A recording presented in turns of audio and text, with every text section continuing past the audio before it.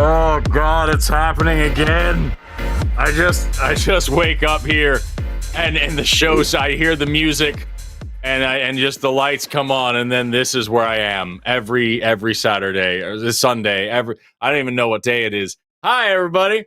Welcome to the Sunday Show After Dark. I'm your host, the extremely energetic and totally not just totally burned out at all Forrest Valkai, joined today by Paulogia. How are you, dude? I'm slightly more fresh than you, I think, but my weekend was all about finding Halloween costumes for kids, not 10 hours of streaming like you did.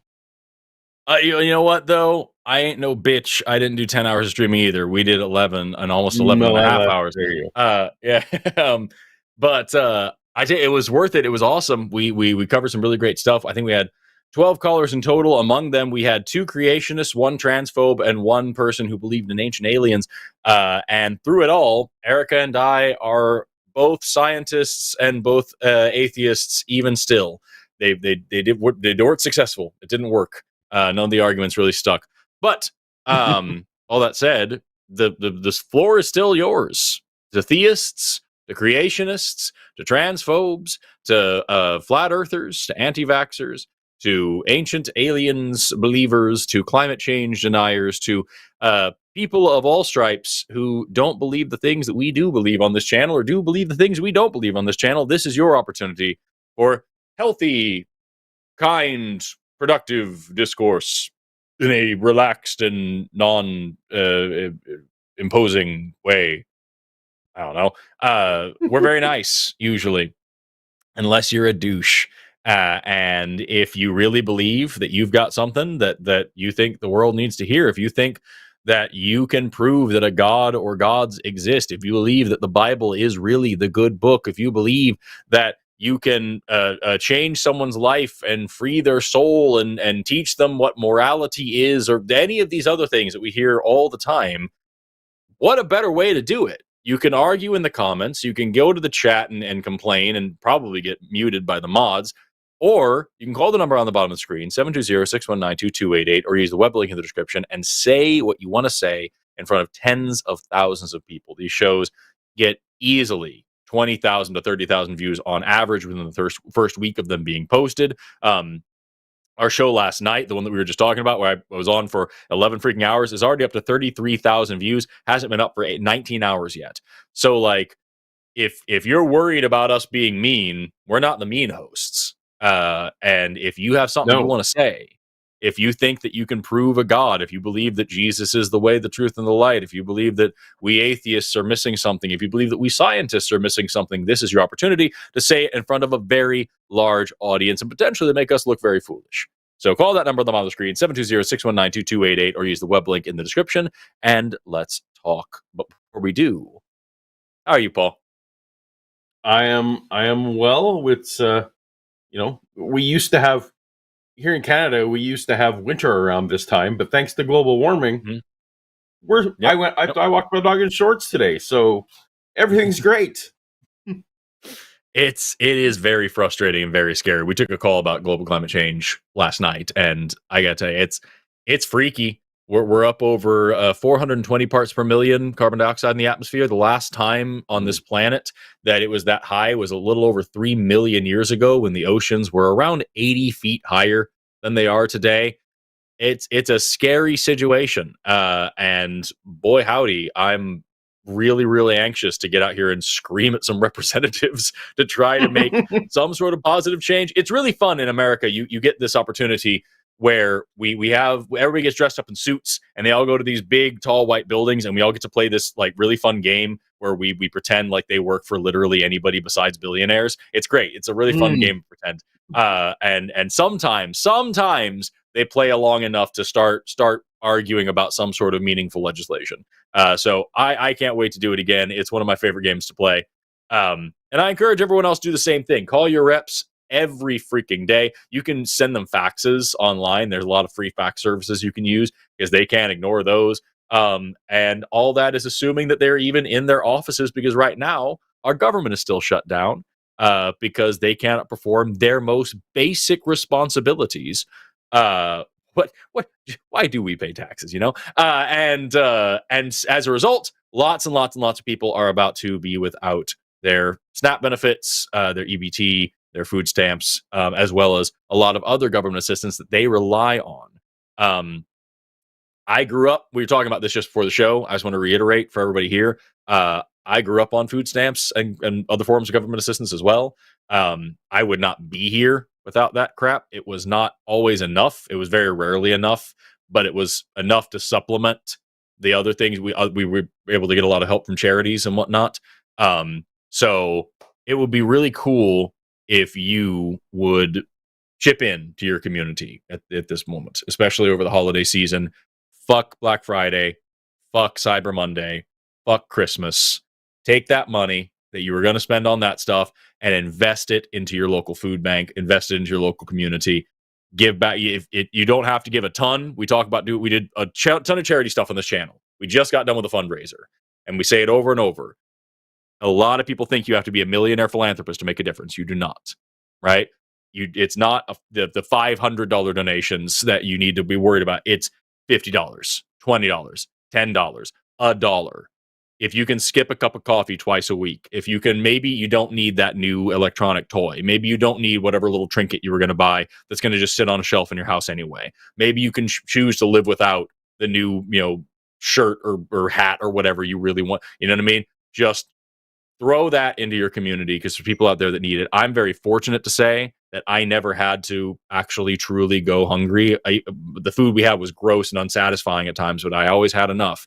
There's a lot of people, especially a lot of children around this country, that are about to know what it feels like to not have enough and to actually not be as lucky as I was as a kid. So please donate to that. It would be really, really cool. It's fun and interesting. And as most things do, it makes you a better person than Donald Trump. So try that. You know what I mean? It's a cool thing. Good grief, y'all. What a way to start the show. We were discussing this beforehand, and it was just very present on my mind, and I didn't want to let it go. But just so you know, we've got other great shows for you tonight, or not tonight, this week. Tomorrow, we've got Skeptalk with John and Paul. Then we've got Chewed Gum with Taylor and Alyssa. Then we've got The Hang Up with Matt Dillahunty and somebody. And then we've got the Transatlantic Call-In Show with Josie and Luxander after that. And then that is the end of October. And we will then get into November when other things will be happening. I don't know what. But until then, again, numbers on the bottom of the screen. Theists, creationists, MAGA, call in. Let's talk. 720-619-2288 or use the web link in the description. Paul, do you have anything else you want to throw out there at the very top of the show here before we jump right in? Also, first of all, if you are a believer of a religion that involves a hell of some sort, Forrest and I are going there. And so yes. It's not just, so really we would appreciate not going to your hell. And we would love to remedy that even tonight by changing our beliefs. And if you don't think you can convince us, as Forrest was mentioning, there were tens of thousands of people who will hear the call. And and even if we hard-hearted suppressing the truth and unrighteousness, Forrest and I, perhaps there are others who will hear your message. So please save us from eternal damnation if you would be so kind. Yeah. It'd be a lot of fun. Because as far as I know, from what I'm hearing about eternal damnation, it's going to be a party. The coolest people are going to be there. And so, as of this moment, I am waiting to be convinced. And if you think you've got a good case that you want to bring up to me about why I should worship a god that does hell anyway. Let's talk. It'd be a lot of fun. With that, I'm down to jump right in. Are you? Yeah, let's do it. All right.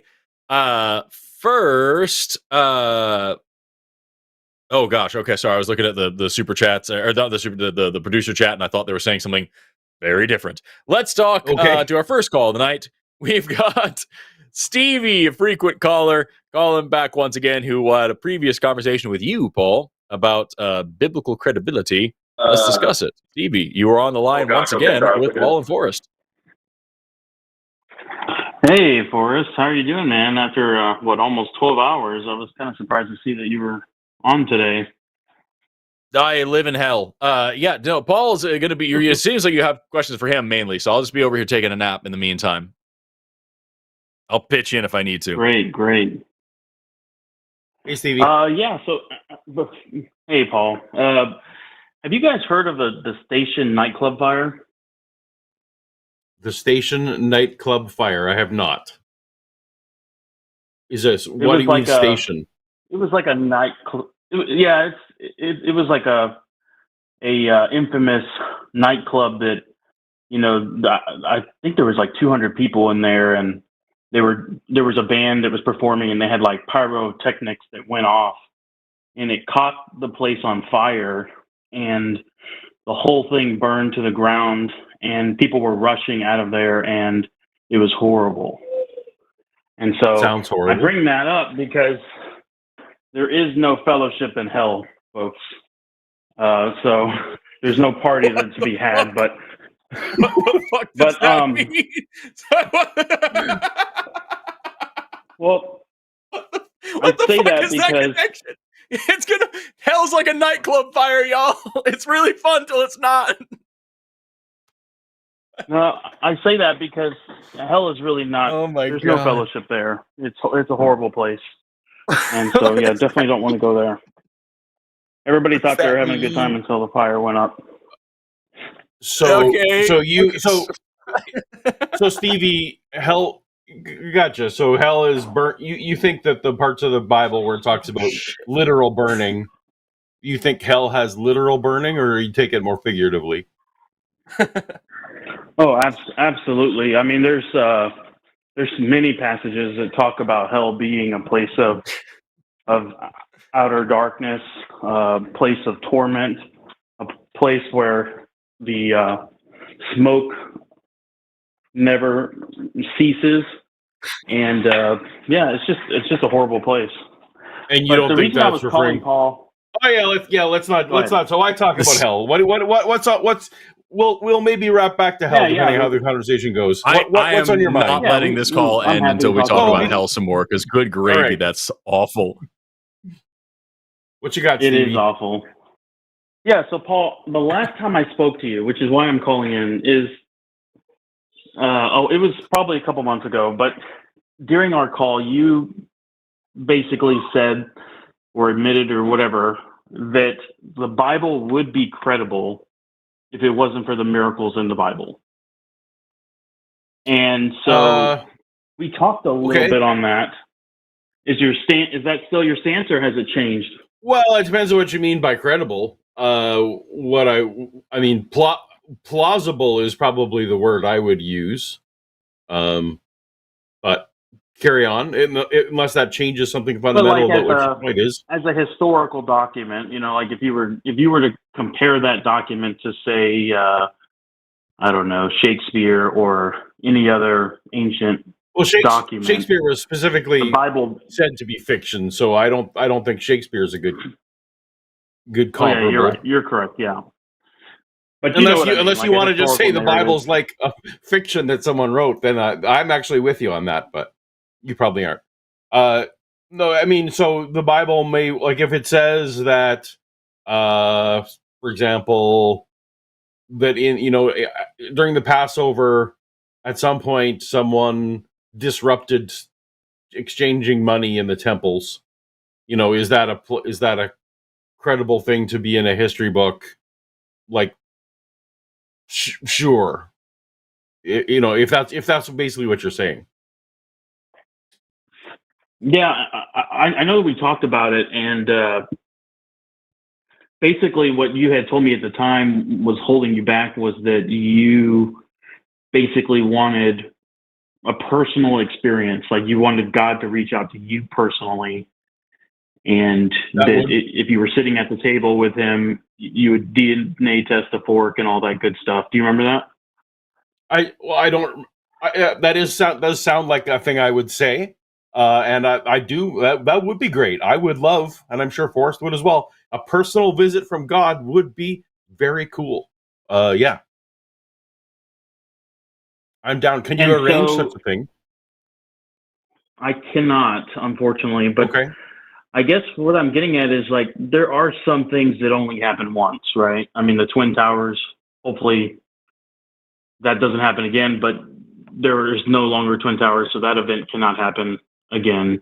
And so the events of the Bible, were put there because God, wished to give us that information. And so why do you feel that he should be required, or that you feel like he would cater to you like that? Well, God has no requirements. So if we're on the presumption that Forrest and I are created beings, and that there was either, it doesn't matter if he's all knowing and all loving or any of that kind of stuff.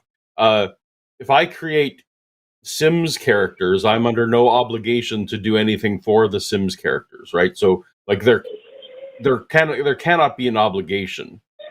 The only thing that would create an obligation is if you made a claim about if you made a claim about this God, that this God wants to have a relationship with Forrest and I, say, for example.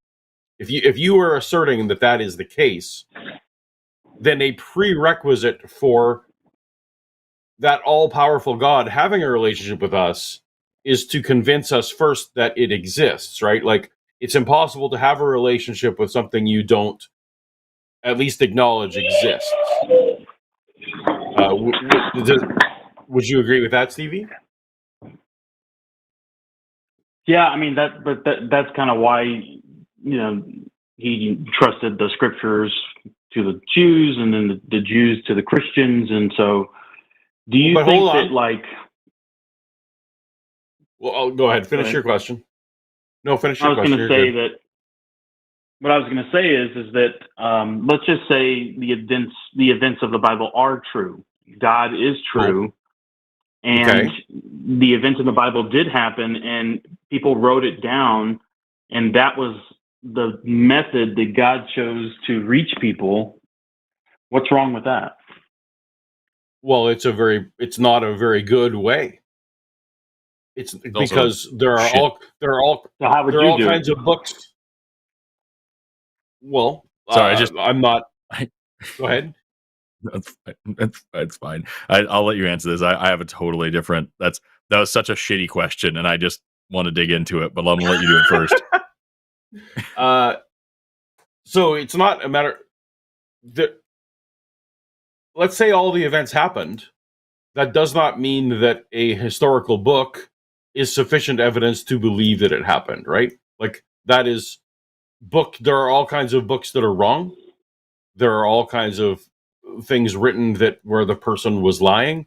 There's all kinds of things where the person was mistaken. There's a whole gradient between what is hyperbole, what is that no one agrees in the Christian church, for example, to what extent Genesis 1 and 2 are literal. There is like every possible position, every possible gradient, from fully figurative to fully literal. A written word is just not a great way to convey this information, because it's so error ridden. So it's not my fault that written sources are not great. Like, and so for you saying, well, how else could God have done it? That's not up to me, that God chose a method that is so unreliable, if that is indeed the method. But so many people tell me that they had so many people become Christians who don't even read the Bible, right? Like, people come to believe for other reasons that are not that written word. So clearly God has other irons in the fire, right?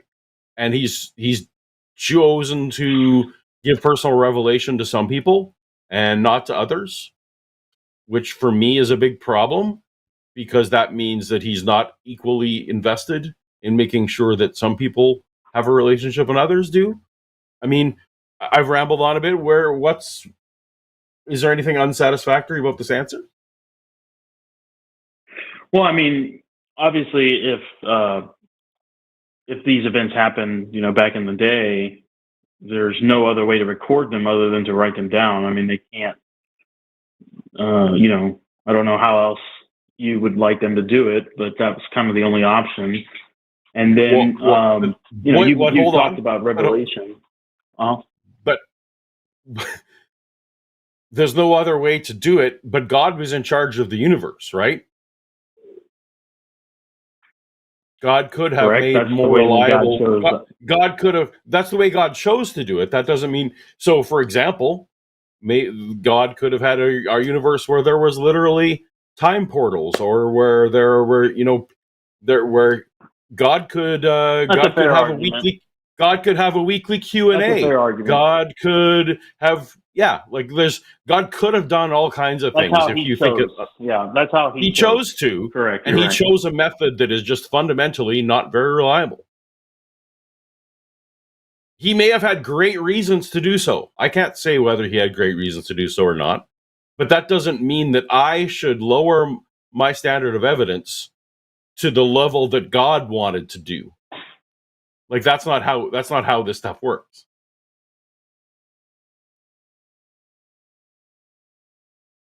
But I think it's not. I mean, what we talked about last time, him physically coming to you, even that wouldn't be enough. You'd have to DNA test the fork.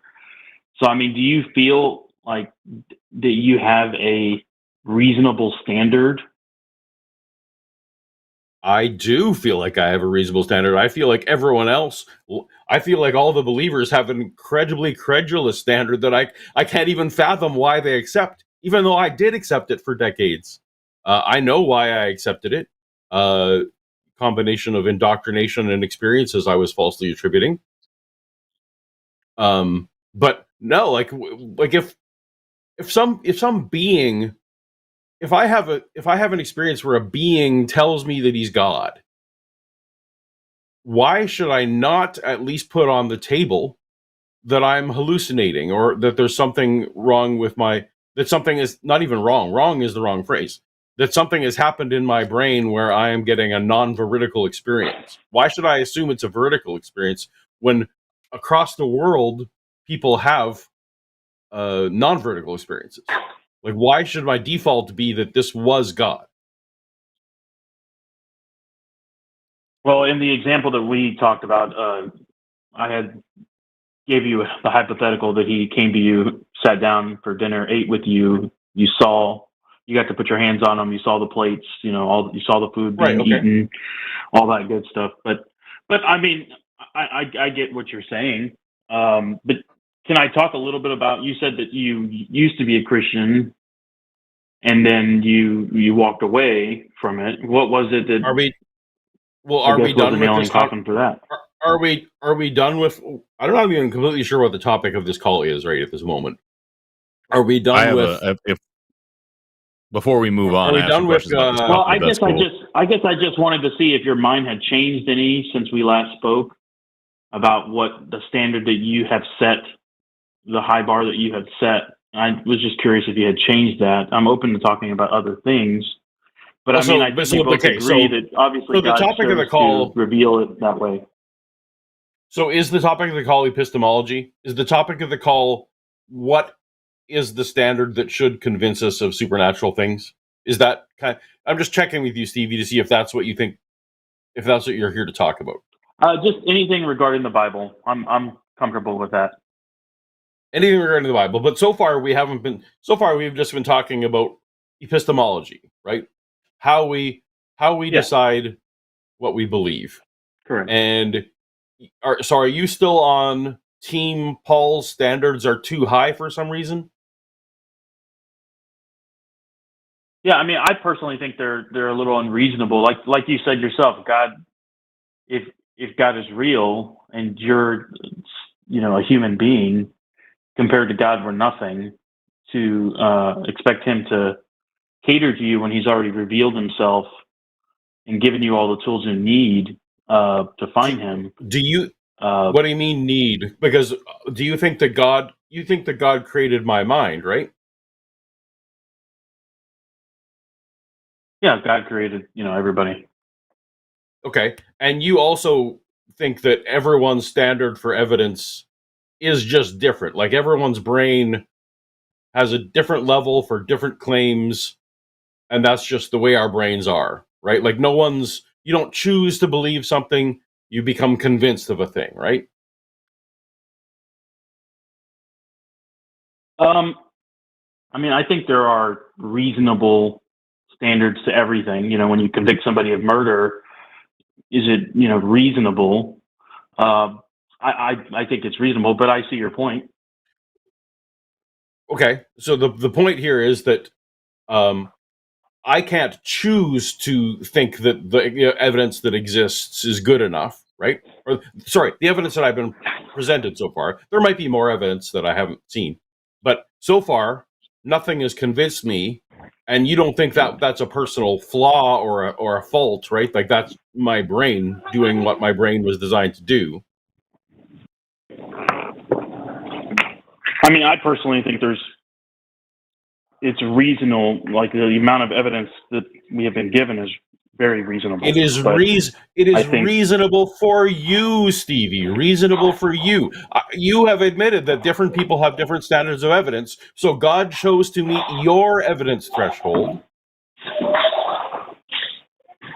but not mine. Yeah, and that's if what you I'm understood saying. my point, I understand we have different standards. What I'm saying is, I think that there's a reasonable, when we convict somebody of murder, I forgot the exact term, but isn't it something to the effect of that is a very bad example, because murder we use a much higher reasonable standard is what we use for lawsuits. That's when I'm suing.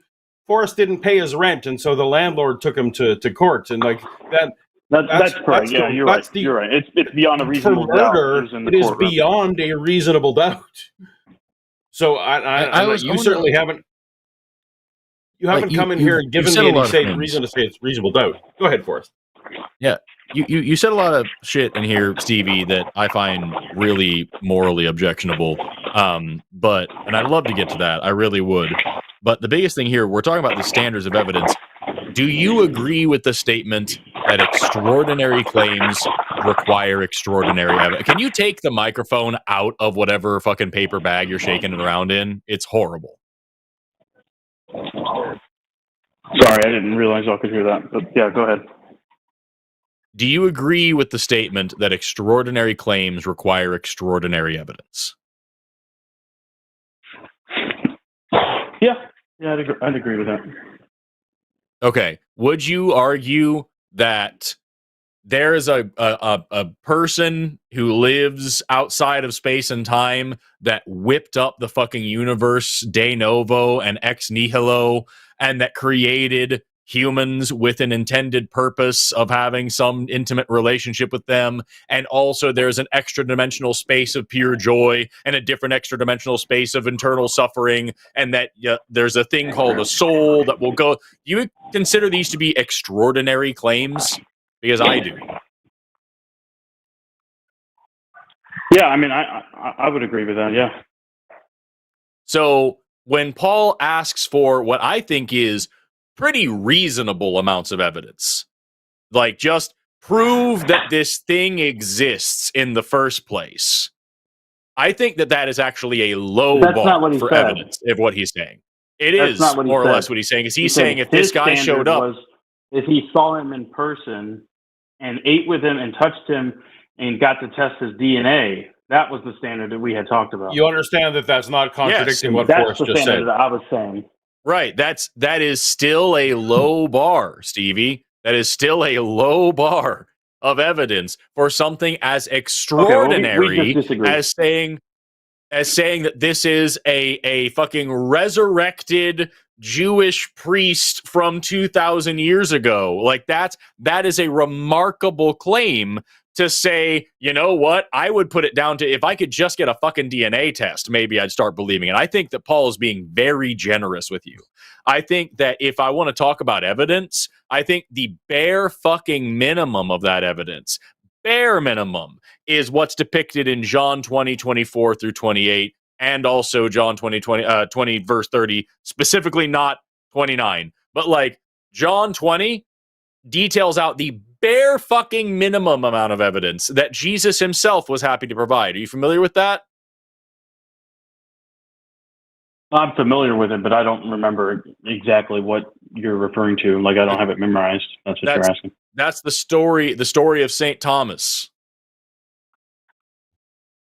I can read it to you. I've got it open right here. So Jesus comes back. This is John chapter 20.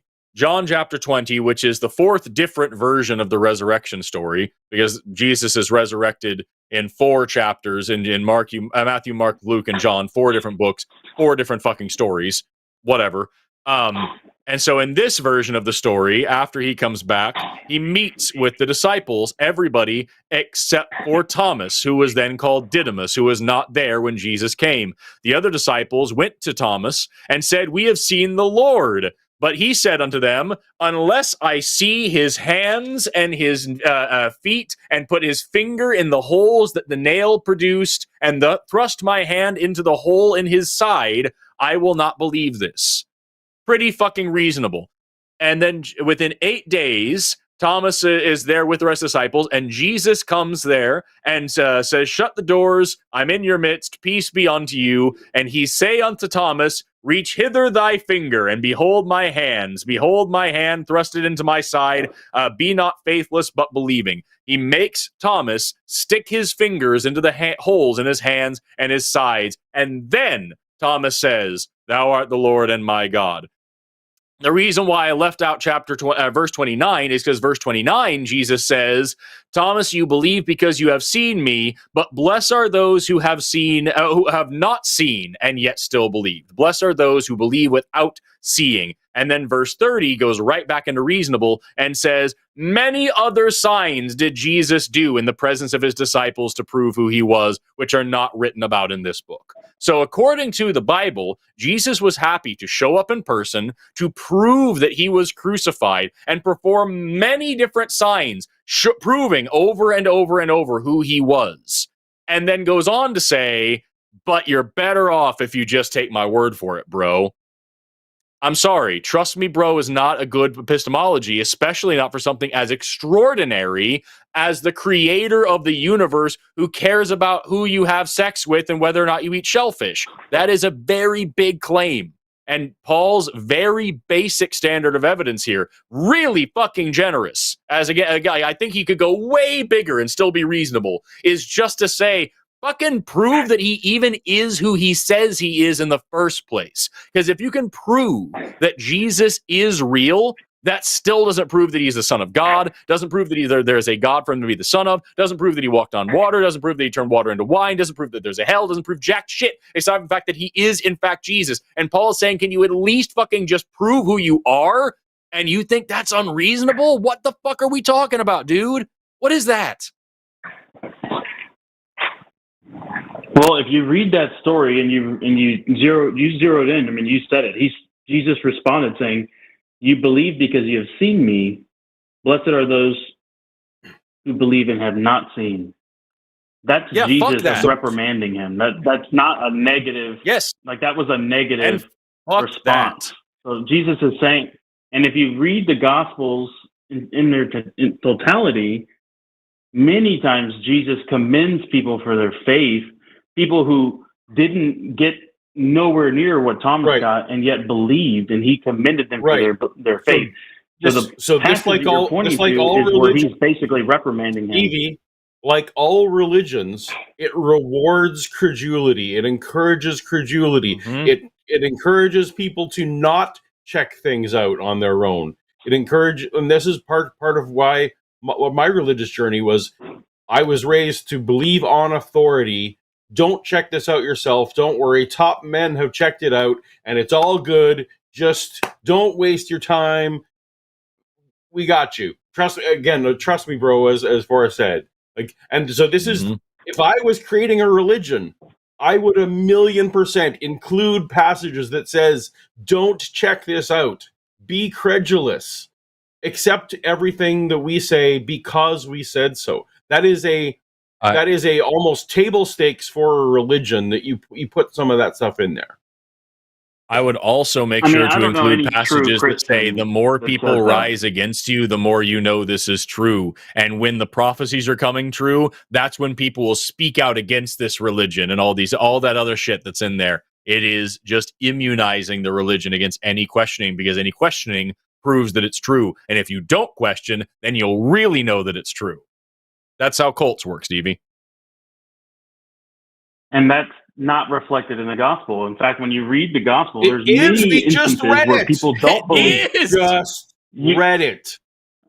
Are you going to let me talk or not? What I'm trying to say is, if you read the gospels in their totality, there are many instances where people don't believe Jesus, and they put that in there. So they're not saying, yes. It's not like the Quran where they take out all the negative parts. Stevie, why do you think specifically tell you? Stevie, why do you think you would include if you were creating a religion, why would you include stories of people doubting? Well, because it happened. Because they're true events. No. That's probably why it was recorded. If you, Stevie, were creating a religion, why might you include stories of people doubting? Well, if it's true events, you're just recording what's happened. That's what I'm trying to tell you. If you were, what other religious you're unable to entertain, Stevie, records that. Hypotheticals are entirely, like, we can't talk about hypotheticals. No, let's try one. Question. Let's try one. Stevie, what was the last thing that you ate today? I don't see why that's relevant. Fucking, because we're having a conversation, and it's really important to the conversation that we know you can do this mentally. Was relevant, what was the last thing you ate today? What was the last thing you ate today, Stevie? I'm not going to answer a ridiculous question like that, Forrest. It doesn't matter. It's too complicated. It's too advanced. Gotcha. No, I understand. It's too stupid. It's not a smart question. You don't know what it was about, Stevie. You don't know where I was going with that. You just have decided that you're not going to participate in the fun game of thinking. Sorry. Fucking it's so lame. So, Stevie, I'm not going to ask you questions. I'm just going to say, if I was creating a religion, Stevie, I would definitely include stories about people doubting, because some people who are reading my story will probably also doubt. And what you want to do is create the verisimilitude of saying, I understand this is a big claim. And when I'm asking you to accept big things, if you include people in your stories who doubted, but then later came to believe, like Thomas or others.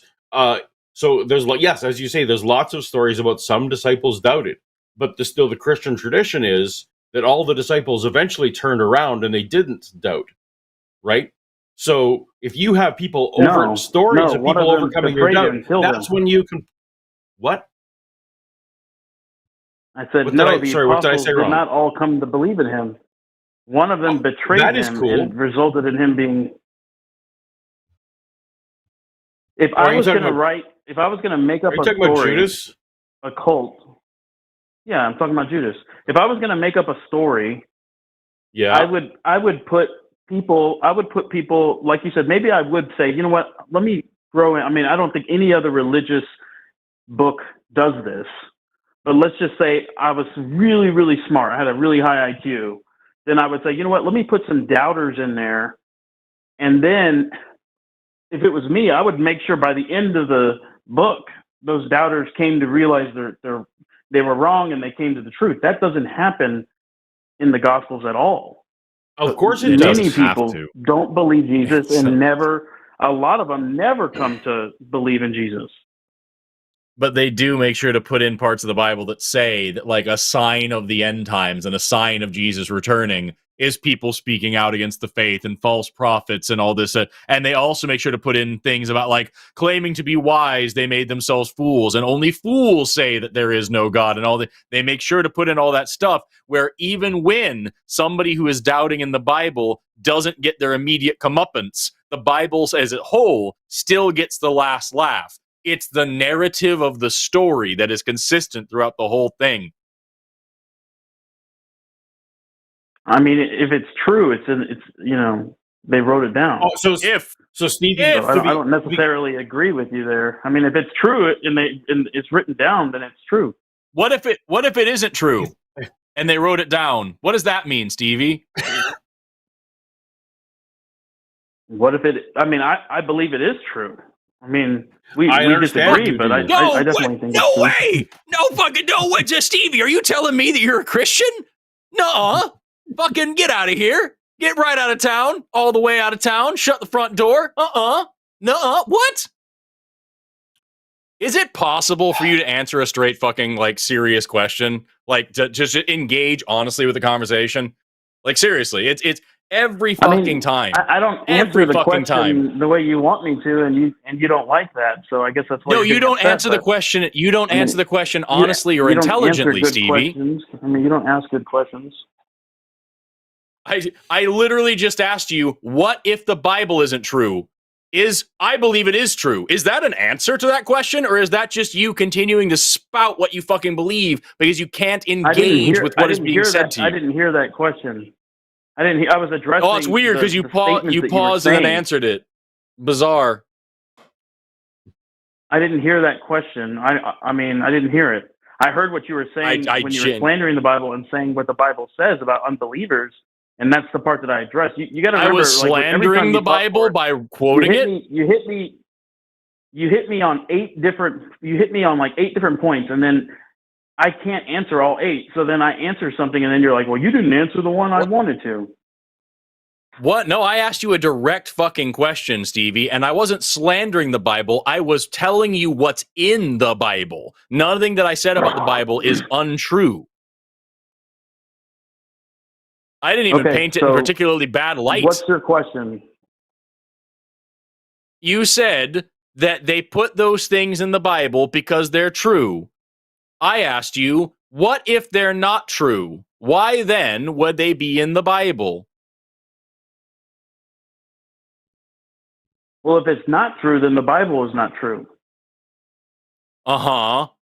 So why then would those things be in the Bible? I see what you're saying. Okay, so you're asking me, like, if I was, let's say I was manufacturing this book, why would I put that in there? And your point is I would put that in there to try to get people to not ask questions, right? That's what you're trying to say? Congratulations, Stevie. You just got the point that Paul made 6 minutes ago. Yes, that we've been trying to get on the same page about for 6 fucking minutes. Well, you told me you wouldn't answer silly questions like whether or not you've eaten food recently. I answered that question like 5 minutes ago when I said... Then why is it so hard to get you here now? That's what I'm saying. Yeah, so, Stevie, if it's true, it's true, y'all. If it's true, it's true. So, but you haven't... I mean, it's like... But you understand... It's like they say, you can't yell fire in a crowded theater, but you can if there's a fire. If there's actually a fire in there, then you can say, yes, there's a fire in there. So you're asking me a kind of a silly question, and I answered it initially when I said, I believe the Bible's true. We were all here for the call. Here for the call. That's not an answer to that question. That's not an answer to the question, by the way. You were trying to argue. I just jumped ahead of you. I was a couple steps ahead. Congratulations on definitely being a couple of steps ahead of us. So if you could lower yourself to our level, that'd be awesome because you're unfortunately, Forrest and I are going to burn in the hell you believe in because we're not smart enough. So I do appreciate you calling in to try and help us. So if you could help, we non-sophisticated poor epistemology, Forrest and I grasp what you already know. Your I didn't say statement any of that. was All I said was I knew where he was going, and I answered the question ahead of time. Yeah, you Stevie, said, but I believe it is true isn't an answer to the question that either Paul or I asked. I can't stress this enough. I get that you think you're playing 4D chess over here. I really do. But it's simply not what's happening. Forrest, You're I think playing you're having a hard checkers and time I'm with fucking this. your dad. What's happening here is that Paul asked you really fucking basic questions. I asked you really fucking basic questions. You refused to participate with any of them and just kept asserting what you believe. And No, I've got a fucking whiteboard full of questions here for you that you don't even have time to answer because I'm not convinced you're going to be able to. So the last thing you said epistemologically was that if it was false, why would it be in there? And my response is, if it's true, it would be in there. But it's true. That's what I'm trying to say. That's not an answer to the question. Like the answer, but that was the answer. That's not an answer. No, you're right. It is an answer. It is the dumbest possible answer. It is not a complete answer. It is not a noteworthy answer. It is not an answer that's productive in any way, shape, or form. But it is an answer. In the same way that farting into your own mouth would technically be an answer. It is an answer. So, Stevie, you said that if it's written, it's true, was kind of the last thing I got before the call kind of fell apart. You just made a blanket statement, and I'm just trying to verify, is this a blanket statement that all written things are true? No, what I said was, if it is true, and they wrote it down as true. That's the point I was trying to make. Cool. I can grant that all day. Like if the Bible is true, it's going to write down true statements. That's the only point I was trying to make. He didn't understand that. Amazing. Is that false of any other book? If Donald Trump's book was true, is it also true? No, of course not. If the book that I'm writing is true, is it true? No, it is a tautology. Any book that's true is true.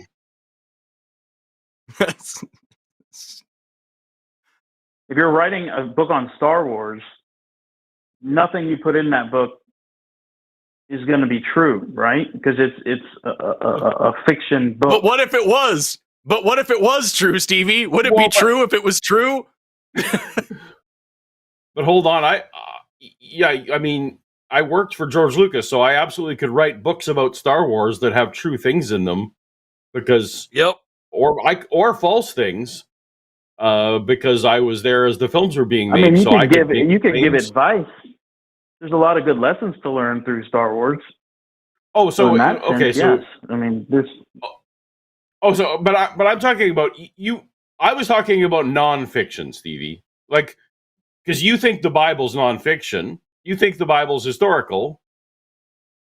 So, but you would agree that every every history book that is true. Like, that's kind of what you're saying, right? Like, it's just a tautology. It's a meaningless. Yeah, like if I was writing a book on the Civil War, and the events that I'm writing about happened, then that's why it's in the book, because it's true. Right. But cool. And now, this is where we are now. This is where we are now. This is what the discourse is. This is where you asked. I mean, this is where you guys wanted to be. Oh my God! I'm losing my mind. Stevie, in this Civil War book that you're going to write, or that you wrote, or whatever, however this is going to go, what if some of the things in the book were verifiable facts, and some of the things were either lies or mistaken? What is that also a possibility? What does that mean? Yeah, that's a possibility if you're talking about a book that isn't from God. But if it's supposed to be from God, then it has to be. If it's not, okay, hold on. This is great. So supposed to be from God. So the Quran is supposed to be from God, right? It is 100%. It's the same God as the Bible, as a matter of fact. God, I'm not saying it is. It's the same God you believe in, right? No, but it's supposed to be from God. Like, whether you think it is or not, you would agree that it's supposed to be by the people who believe it. If you're a Muslim, sure. Yeah, they would say it's supposed to be from God. Now, do you think that there's any statement in the Quran that is a historical fact? Did they make I mean, there even could one be. historically I correct? haven't read it in its entirety. Okay, but do you? I'm So familiar with it. in the parts you read, was there 0 facts that were correct? Like, does the Middle East exist as a place, as a region? You know, are the I'm sure caves there where it was was some written? true Do things those in even there. Sure, exist? I'll Yeah. grant Okay. you Cool. that. So there Sure, are some there might be true some true things in things. the Quran. Amazing. Does that mean our unit of accepting it as true is a binary? It's 100% true or 100% false? Or do we look at the Quran and say, "Oh, okay, they got a couple things right, but maybe some of the rest of the stuff is not right"? Yeah, I mean, like I said, I mean, if you can prove that the Bible isn't true, then uh, my faith would fall apart, and my faith would be in vain. But if you prove What to if me the that the Quran isn't true, then it makes no difference because I know what it's if not the true. Bible? What if we can find a part of the Bible that contradicts another part of the Bible? Would that be enough to show you that it's not true? If two parts say contradictory things,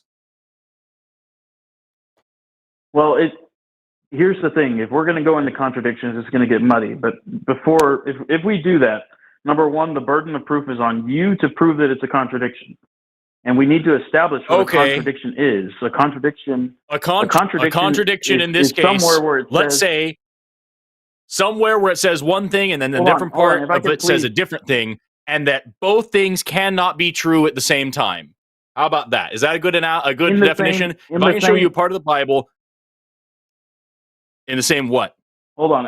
What I was going to say is a contradiction is if you can find somewhere where it says if it says this is X and not X in the same way, in the same sense. Like if I told you, Forrest, if I told you I was present in class today, and then later I told you, man, I was not present in class today. Is that a contradiction? Right. Yep. I No, was it's and I not, wasn't. because Absolutely. the first one is referring to physical presence, and the second one is referring to mental, meaning, yeah, you know what, I was not present in class today. Let's So go over one and see if you agree. Let's go over one and see if you agree. Let's see if this would work for you. I don't know the entire Bible, but sure, go for it. Unlike most Christians, I've actually read quite a bit of it, and so I'm able to go through a few parts of it that I think might be helpful. Let me see here if I can find the part that I'm looking for. I believe it's in Kings, 2 Kings. Let me see here, because I've got a bunch, but this is one that I'm particularly interested in at this moment, and I know I've got one of them here. It's surely this part, right? I'm sorry, give me 2 seconds. I apologize for wasting your time here. I just want to find the fucking thing. Here it is. Got it. Okay, yes, it was in 2 Kings. So here I've got this is 2 Chronicles and 2 Kings. Yes. Okay. So here in 2 Kings, chapter 8, we've got this dude dies. He's a king or whatever. Joram slept with his fathers, was buried with his fathers in the city of David. Azahai, his son, reigned in his stead. In the 12th year of Joram, the son of Ahab, king of Israel, did Azahiah, the son of Joram, king of Judah, begin to reign. 22 years old was Azahiah when he began to reign, and he reigned 1 year in Jerusalem. And his mother's name was Athaliah, the daughter of Omri, king of Israel. So I'm going to read that again. Here you've got this king. He dies. And what son, verse? Azahiah. What verse is this? You said chapter. This is chapter 2 8, Kings, chapter 8, verse 26 is what I'm reading. So here we have this guy becomes the king. 22 years old was Azahiah when he began to reign, and he reigned 1 year in Jerusalem. And his mother's name was Athaliah, the daughter of Omri, king of Israel. So we can agree, I hope, I'm just going to repeat this back in my own words here. Here we have a person who becomes king at the age of 22. He rules for exactly 1 year. That is what it says in this verse. Do you agree with that? I'm still flipping to the page. You said 2 Kings chapter 8, verse 16. Is that what you said? Or what was the verse again? 26. Verse 26. 26. Okay. Okay, I'm looking at it. Go ahead. Pick up where you left off. So I'm going to say again, it says 2 and 20 years old. Mine's King James Version, so it's got some weird language, but it says 2 and 20 years old was Ahaziah, was Ahaziah when he began to reign. And he reigned 1 year in Jerusalem. And his mother's name was Athaliah, the daughter of Omri, king of Israel. I don't know why I'm mixing up the letters in these people's names. I do it a lot. It's weird. So we can agree. This verse right here, this person just became king because his father died. He died, and his son becomes king at the age of 22, and he reigns for 1 year. Is that what it says there in chapter 8, verse 26? That's what it says.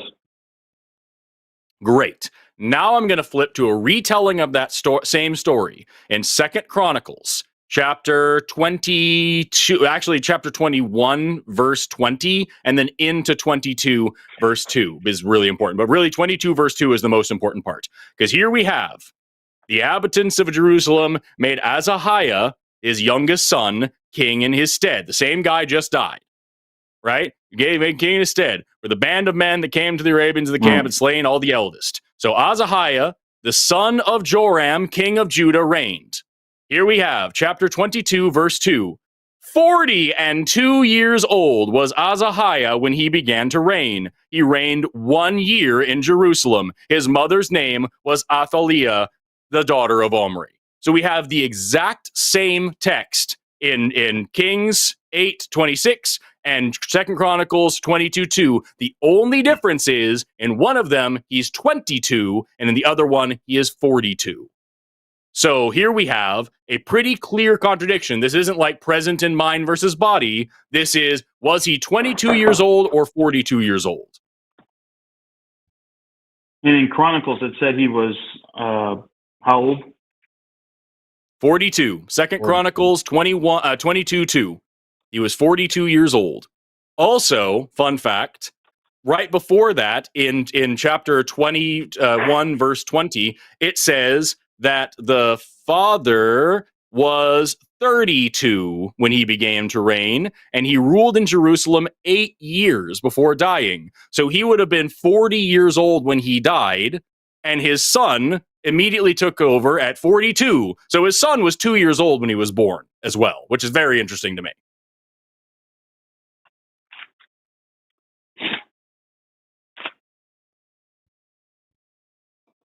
I'm flipping back to Kings real quick. I'm pretty sure this is a pretty common one here that people bring up. 2 Kings chapter 8, verse 26. 2 and 20 years old was Ahaziah when he began to reign, and he reigned for 1 year in Jerusalem. Then 2 Chronicles 22:2. 42 years old was Ahaziah when he began to reign, and he reigned for 1 year in Jerusalem. Exact same words, exact same flow. One of them he's 22, the other one he's 42, and also was born at the age of 2.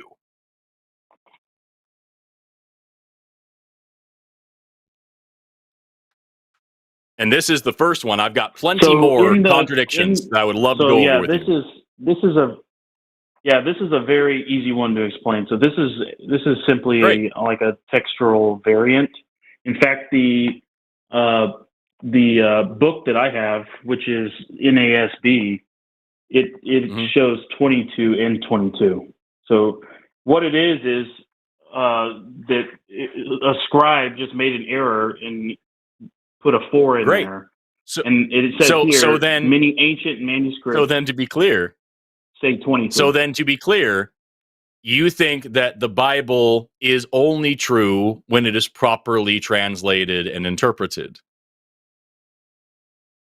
Which means certain versions of the Bible. Because I'm reading directly from the King James Version. Look, if I let's just say I have a manuscript in my possession and I change that manuscript, am I changing the Bible? No, I'm just changing a copy. So the Bible is not just one. It's not just one So you manuscript. agree? It's the You agree collection that of manuscripts as so a you whole. agree that every Christian who believes in the King James version of the Bible is believing in a flawed and fallible Bible that is not actually true. What I'm trying to say is the Bible is not any one translation. The Bible is the full body of text. Meaning, like if there's like for example, Greek, we have over 5,000 Greek manuscripts. So there's people with PhDs that put those manuscripts and they reconstruct it, and they can tell if something has been changed in the past, or something has been changed in the past. In my Bible, is the Bible, not in the individual Bible. And in my Bible, it has this very clear contradiction. So are you saying that my Bible is wrong? I am. Because even when I was a Christian, I'm actually older manuscript. No, I'm actually on Team Stevie here, Forrest. I'm actually the King James is garbage in terms of the manuscripts that it's based on and all that kind of stuff. The King James. I mean, most people don't even use the King James anymore because it uses. At the time that was penned, we didn't have the amount of manuscripts that we have today. So like so you the Dead agree? Sea Scrolls came out way after that. So then you agree, Stevie? Not up to date. So then you agree, Stevie, that this version of the Bible is incorrect, right? I mean, the one that you have has an error in it. Yes, Christian has Paul an error not in the Bible, but in that translation. Yeah. So then every Christian who has the King James version of the Bible in their house and believes in the King James version of the Bible is practicing Christianity wrong. They're believing wrong things. No, I mean, this has no bearing on anything, really. There's nothing significant about it at all. How about this one? Just a body of text. Samuel. This is very easily explained. How about this one? 2 Samuel chapter 24, verse 1. Again, the anger of the Lord was kindled against Israel. He moved David against them to say, go number Israel and Judah. So here, at the beginning of chapter 24, God tells David to go count and number the people of Israel and Judah. Later on in the text, he then punishes him for doing that for fucking whatever reason. But that's what it says here. Chapter 24, verse 1. Do you agree that God is telling David to go number the people of Israel and Judah? That's Samuel 24. What was the verse? Number 1. 2 Samuel. 2 Samuel, chapter 24, verse 1. So Forrest, Stevie clearly has a harmonization reference. Like he's going to have an answer. He's able to read an answer that someone else came up with for each of these. Because as a Christian, I can tell you that there are. If you're willing to harmonize, if you're willing to just go with it, there's ways around. But I guess always. The question is I think that perhaps we've chatted with Stevie long enough that going through harmonization after harmonization. Can I do this last one though? I agree with you that this call has lost its usefulness, but like this is a lot of fun for this last one. I'm just saying, as a Christian, this wouldn't have bothered me at all. So go for it, though. Okay. If you think it's unproductive, I'll stop after this. Stevie, do you agree? 2 Samuel chapter 24, verse 1 says that God is telling David to go number the people of Israel. Do you agree that's what that says? It says here, these are the names of the mighty men whom David had. Let me see here. 2 Samuel chapter 24. Okay. 2 Samuel 24, verse 1. Okay, here it is. Now, the anger of the Lord burned against Israel again, and he incited David against them to say, go count Israel and Judah. Right. So you agree that is God telling David to go count the people in Judah and Israel, right? Now, the anger of the Lord burned against Israel, and he incited Anger of the Lord. Yeah, it seems like it is. It is saying the Lord here. Right? So we agree. God is telling David, go count the people of Israel and Judah. Yes? I mean, now the anger of the Lord, it's not like super clear here. Now the anger of the Lord burned against Israel again. And he incited David. Like, it doesn't say the Lord incited David. It says he incited David. How else could it possibly... Okay, who else could they possibly be talking about? Well, what's the context of this passage? I'm asking you if you think that passage means that God... It sounds like this is a pretty fucking straightforward thing. Like, God was mad, and he said to do this. Like, and you're saying, well, it doesn't say God twice. Yes, I did bring it up, but I brought it up on purpose. And it sounds to me like you are waiting to hear. You are waiting to hear the contradiction to then decide now whether or not you agree with what the text says, just to protect yourself from being wrong. We are reaching a point of diminishing returns with this. I love you all, and I mean, you're going to end the call now. Like, if we're going to go after contradictions, you're not going to be able to prove a contradiction. You're just not. Yeah, you aren't going to be able to. Not just Stevie. The fun. So you weren't able to nail me on anything. But let the spoiler, Stevie, is in. Yeah, Stevie, it's very clear you're not being serious about this. If you've already just decided there's no way you can be proven wrong, just for fun for everybody out there listening who actually gives a fuck about it. But it's in First Chronicles, shut the fuck up, Stevie. First Chronicles chapter 21, the same story is being told again in First Chronicles chapter 21, verse 1. Satan stood against Israel and provoked David to go and number Israel. So in one book, God tells him to do it, and the other one, Satan tells him to do it. And Stevie would sit here and fucking say, well, it didn't say God twice, it just said him, so maybe the him in this one is talking about Satan. And of course, we can go through all the fucking rest of the Bible. Go back to Genesis, where God makes all the animals out of the water, and then he makes all the animals out of the land in a different part, where he makes humans first in one part, and he makes humans last in another part, where God makes the heavens and the earth in this part, and then Jesus makes the heavens and the earth in some other part, where light comes on the first day in one part and fourth day on the other part, where plants are made before humans in one part and after humans in another part, where stars are made before the earth in one part and after the earth in another part, over and over and over and over and over. Millions of contradictions in this book. And let's not forget the fact that this is a book that condones fucking slavery and genocide and rape and torture and all sorts of other shit. And this is God's divine way of communicating with humans because he can't figure out how to send a fucking text message. Yeah, I'm just so fucking done with it. Stevie, we had a great conversation yesterday when you were being almost halfway honest. And now clearly when you get into an uncomfortable position about your shitty fucking religion, you just can't be bothered to actually answer a direct question, and it sucks. Just, I'm so done with it. 55 minutes. Good gravy. Paul, do you have anything else for Stevie? I'm sorry I hijacked at the end there. I just was trying to make some sort of headway. It didn't work because he's just so Stevie, fucking bogged down. Stevie, next time you call me, let's start with can a book have some true things and some false things, and we'll pick it up where we had where you and I stopped talking. But next time, that'll be next time. Have a good day, sir. But you don't understand. I believe it's true.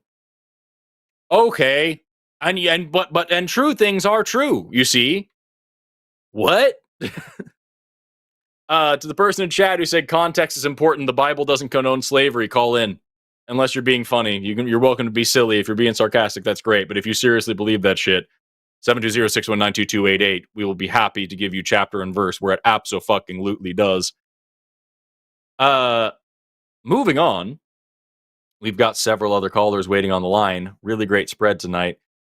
Let's talk to... I don't know, do you have a preference on... Because we got several people who've been waiting for a minute. So, like, who do you like? They're all theists, so it's all winners. Yeah. Okay, cool. Let's talk to Chloe, pronoun she, her, who says that hell is not what Stevie thinks it is. I actually love the context of this call. Chloe, you're on the line with Forrest and Paul. How you doing today? Hey, I'm hanging in there. How are you guys? I'm all right. We're all right. Well, I started listening kind of early in, and I was just kind of definitely disappointed to hear what the metaphor that Stevie started out as, because it kind of felt like a sugar-coated fear-mongering way to start things off. And Mm-hmm. that kind of like It a was comment, gross. like, you know, see, I'm a theist, but I can also, say that it smacks of a ministry effort, and yet the rest of everything just felt like, a competition and such. And I had like one tidbit. One thing I do want to add, or maybe probably more than one. It's never just one with me. But while I can't give you the exact verses, I can tell you the type of. I'm an annihilationist, somebody who doesn't believe in eternally burning hellfire. Okay. I also don't think that hell isn't necessarily where you want to start with anybody, let alone in a lighthearted, just casual fashion. And there's a description somewhere in the Bible about the fires that destroyed Sodom and Gomorrah, and what I remember learning this, that it's also very similar in nature to a description of hellfire, and it's kind of the language looks as if it's like eternally burning, but it's more about the fact that since you can know that Sodom and Gomorrah aren't burning now, it's more about that it's not about something eternally burning, but about the results of permanence, like the effect of the fire that burned Sodom and Gomorrah is something permanent. And then, we annihilationists, we refer to that there is, fire for a time, but it's not eternal. And the results, we say are permanent. So, but I just, So sorry, you said, I heard, what? yeah, so Chloe, as a non-believer, right? Like it always makes me feel a little bit warm when someone says, "Oh, I'm an annihilationist," because I don't think that you're going to go to hell.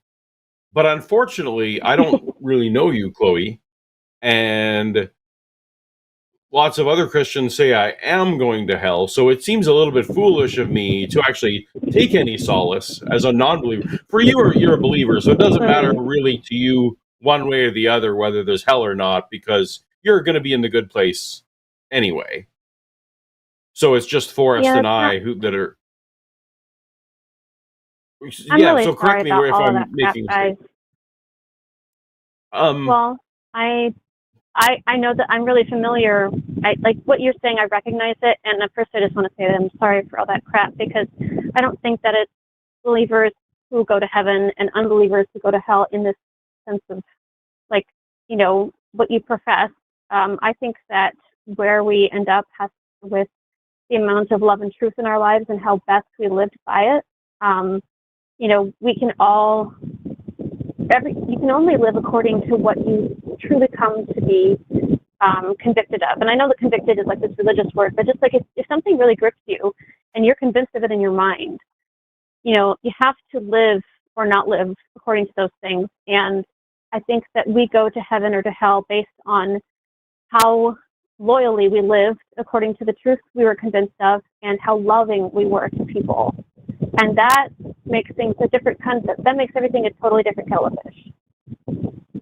So, Chloe, you're definitely much more fun at parties than Stevie would be. I will totally grant you that. So, but unfortunately, I'm still sitting here thinking, Chloe, I love that opinion. That's a much less harmful opinion. That's a much less harmful position to be. And I would love for that to be true. But sure. What makes you so? But it actually is only comforting if on this side of things, I can know why you think that's true. Why do you think that is true versus Stevie's version? Because I don't really care which one is more comforting. I actually need to know which one's true. If the bad diagnosis is the truth, I kind of need to know that. Well, are you standing in a hurricane, Chloe? There's some wind or something going on that your phone is picking up. It's a fan. I'm sorry. Okay. I got it. Sorry. It's a fan. I'm so sorry. So Chloe, but tell me why you think. Yeah, you're good. Give me a reason to think that your version of this afterlife scenario.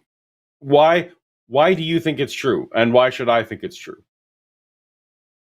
Well, although two things pop up in my head, I don't know what kind of water there holds with you. One thing that pops up in my head is a Bible verse. The other thing that pops up in my head is something that might even be more hilarious to you, but because I come from a denomination where one of the founders, we believe she was a prophet. She wrote a great deal of content, and there are places where her name is Ellen White, yes, and I'm an Adventist in my theology, where she wrote in more detail about certain things. So those two things popped up in my head. I don't know how. Yeah, can I just clarify, because I didn't hear it. Did you say Seventh-day Adventist? Is that in my theology? Yes, not really in my. I had no comments. I just wanted to make sure I heard you correctly. So carry on. Yes. Well, I mean, first I think of a passage in Matthew 25, and but then I also think of a place where I think I might be able to find it and read to you if you wanted me to, where she writes in a more specific way. And I know it's like, you're going to sleep because it's somebody I trust. Can we stick with Matthew for a second? So Matthew 25, are you talking sheep and goats? Which section are you talking about? Okay, so well, I mean, whatever you do or do not do for the least of these, Jesus identifies himself in solidarity with the people who tend to get most neglected by society, the people who have the least power. And, and that right there is, I think, it's looking at a litmus test of love and truth, like love and integrity in a person's life. Like how loving are you going to be, and what kind of person of integrity are you going to be to because I guess it's kind of roundabout, but they say that character is tested by what you do for the people who can do the least best for you, and character is who you are in the dark, and when Jesus gives this final closing parable of who is or is not in heaven, it's these examples of whether or not you were loving and giving and kind and caretaking. Okay, and so you would then discount. You're taking that one, and you would discount the ones where it's like, even though you prophesied in my name, all that kind of stuff, I'm still going to say, away from you, evil servant, I never knew you. Like you're just going to, you're going with this criteria because you think it's the more specific criteria. Yeah, they are. That's why they're all in the same passage. Well, I mean, I think that they're sort of fraternal twins in a sense. There's identical. They look exactly the same, and obviously these don't, but they're right next to each other. They're, born together in the parable, so to speak. And it reminds me of in 1 Corinthians 13, where he says, even though I can do all of these spiritual things, all of these religious things, but I don't have love, I'm nothing. And because like these people are like, well, didn't we prophesy in your name and do all these things? Yeah, okay, so you did all this religious looking stuff with words and with actions, but you didn't have love. You didn't really do what love actually does. Okay. And then his definition of what love actually does is to take care of people. So that doesn't tell me though. Sorry. That doesn't tell me though. This is okay. So let's say I roll with that's the criteria that Jesus is using. There's you said that there's still punishment though, right? There's still punishment for some of the people. Yeah. Okay. Yeah, I would hear that way. So the solace that I'm supposed to take from this call is that that if I'm not one of the loving ones, that I will be punished and I will have torment and all that kind of stuff, but it won't be forever. Is that what you're? That sounds so bad. No, but that's really what you're saying, right? Well, I wasn't really wanting to necessarily like. I mean, I just remember hearing that not only did Stevie, start the call in that way that was just kind of atrocious, but also then in kind of just like this, this broken up way. And I have my own broken up. But if it's what's true, like how it just goes on and on and on. And sure, I mean, God's criteria can be whatever God's criteria is. So whatever that is, we need to focus more on the bad things that are going to happen. And again, it's nice to say that that you're a softer version, but you still think that if I'm not loving to the correct level, if I'm not loving in the right way and didn't do it in Jesus's name specifically, that I'm still going to be tormented, just not forever. What convinces you that it will really end like at the some word. point? Oh, You don't like which word? That Sorry. annihilationist is the safe way to be. So I said, what convinces me of being annihilationist? Yeah. To be honest, I was raised that way, and I there are certain nifty benefits of being raised a certain way, even though it can kind of us who are raised that way, we do know the exact Bible verses to turn to, and I'm not great at that. But I will also say that it makes more sense with a loving God than something that would just be eternal torture. And even though, and I'll just try to stop answering questions that haven't even been asked yet, and just say that there's a place somewhere in the Bible where destruction of the wicked is referred to as God's strange act, in the sense that it's not, finally putting an end to sin and harm, even though, because it involves destruction of people who have really, really identified into that just hardcore 100%, that's still not something he enjoys. And so there are certain things that are less disturbing about hell, depending on which way you look at it. But I don't think that even the less disturbing parts are still supposed to be a comfort, because it's a rough thing to talk about. Okay. So then Sorry, go ahead, you Forrest. I've monopolized. You go. No, you're fine. I want to, I may be being redundant here. I just want to make sure I'm on the same page. What it sounds like to me, Chloe, because it is, if I remember correctly, it is Jesus himself who talks several times about hell as a place of wailing and gnashing of teeth, eternal, unquenchable fire, eternal torment. Like, he uses those words.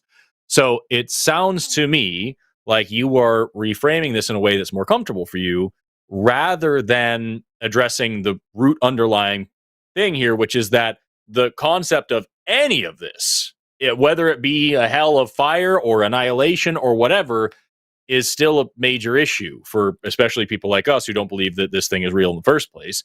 But if it is real, what kind of God would do those sorts of things? It sounds like your major issue with Stevie is that he misrepresented one of the worst parts of your religion. And I'm wondering how that's supposed to be a comfort for us, because as it is right now, there are over 40,000 denominations of Christianity anyway.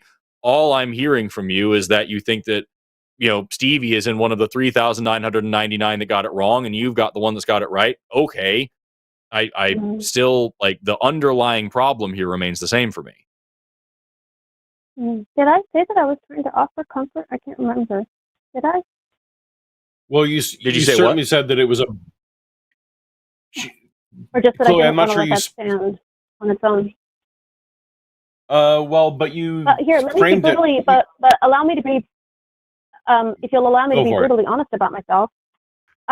Please. So, it wasn't,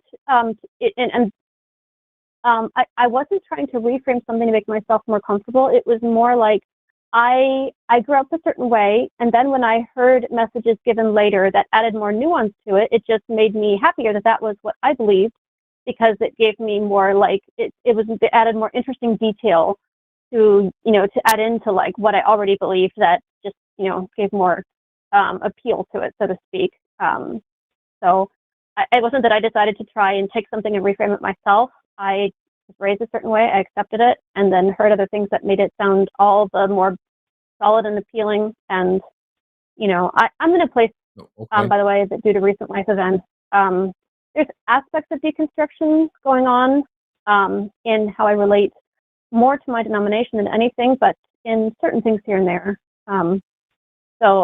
Actually, friendship community amongst the atheists was one of the best that I received in this recent ordeal of mine. So I have a great fondness for it. I don't like saying you all and me like they're separate, but just, yeah. Yeah, that's good to hear. Really so let me rephrase what I'm saying, because I don't. Most definitely. And let me rephrase what I said then, because I don't want to come across as mischaracterizing you.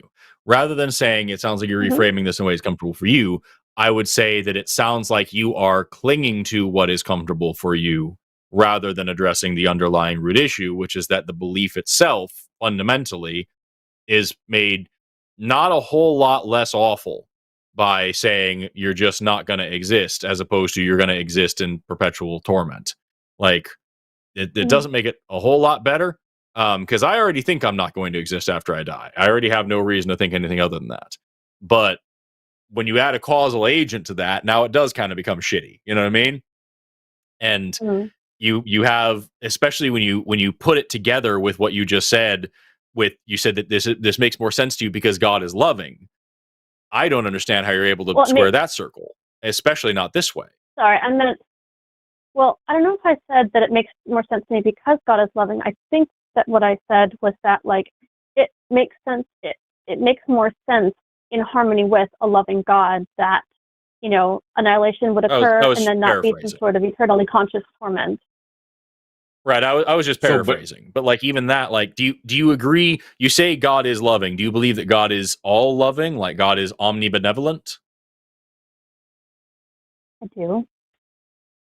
And do you believe that God is all powerful? And I know. I do. Okay. So you see how those two things don't really work together, right? Yeah, I know where this goes. Yeah. Yeah.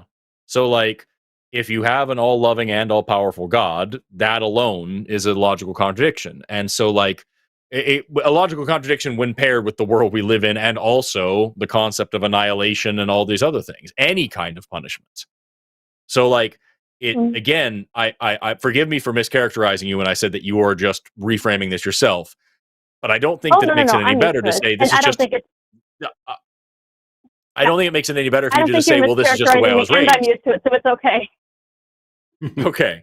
I don't think it makes it any better for you to just say this is the way that I was raised, or this is something that seems to fit more in line with a little bit more parsimonious with my idea of a loving God.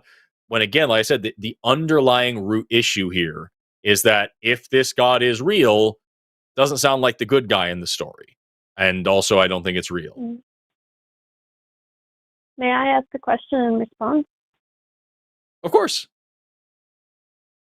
Well, if there's a God who's loving and there's evil in the world, and if out of trying to just let things become self-evident and work out, there's a time of allowing that to just be and blossom, so to speak, and then there comes a time when it just has to be over. Wouldn't a good God who's given everything time to become self-evident for whatever it is or isn't, wouldn't it be a good and loving thing to finally bring what is evil to an end? Can God? Is there evil in heaven?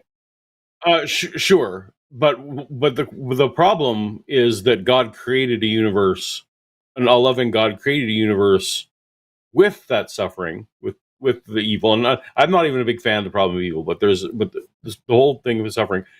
Do you think that there will be suffering in heaven,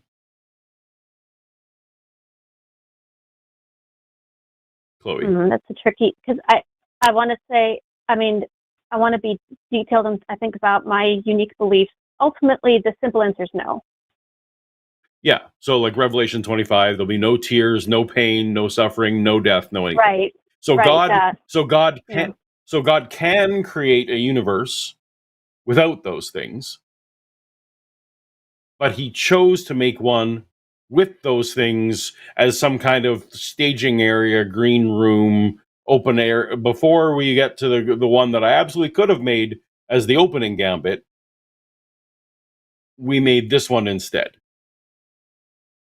Well, that's where I think we would disagree.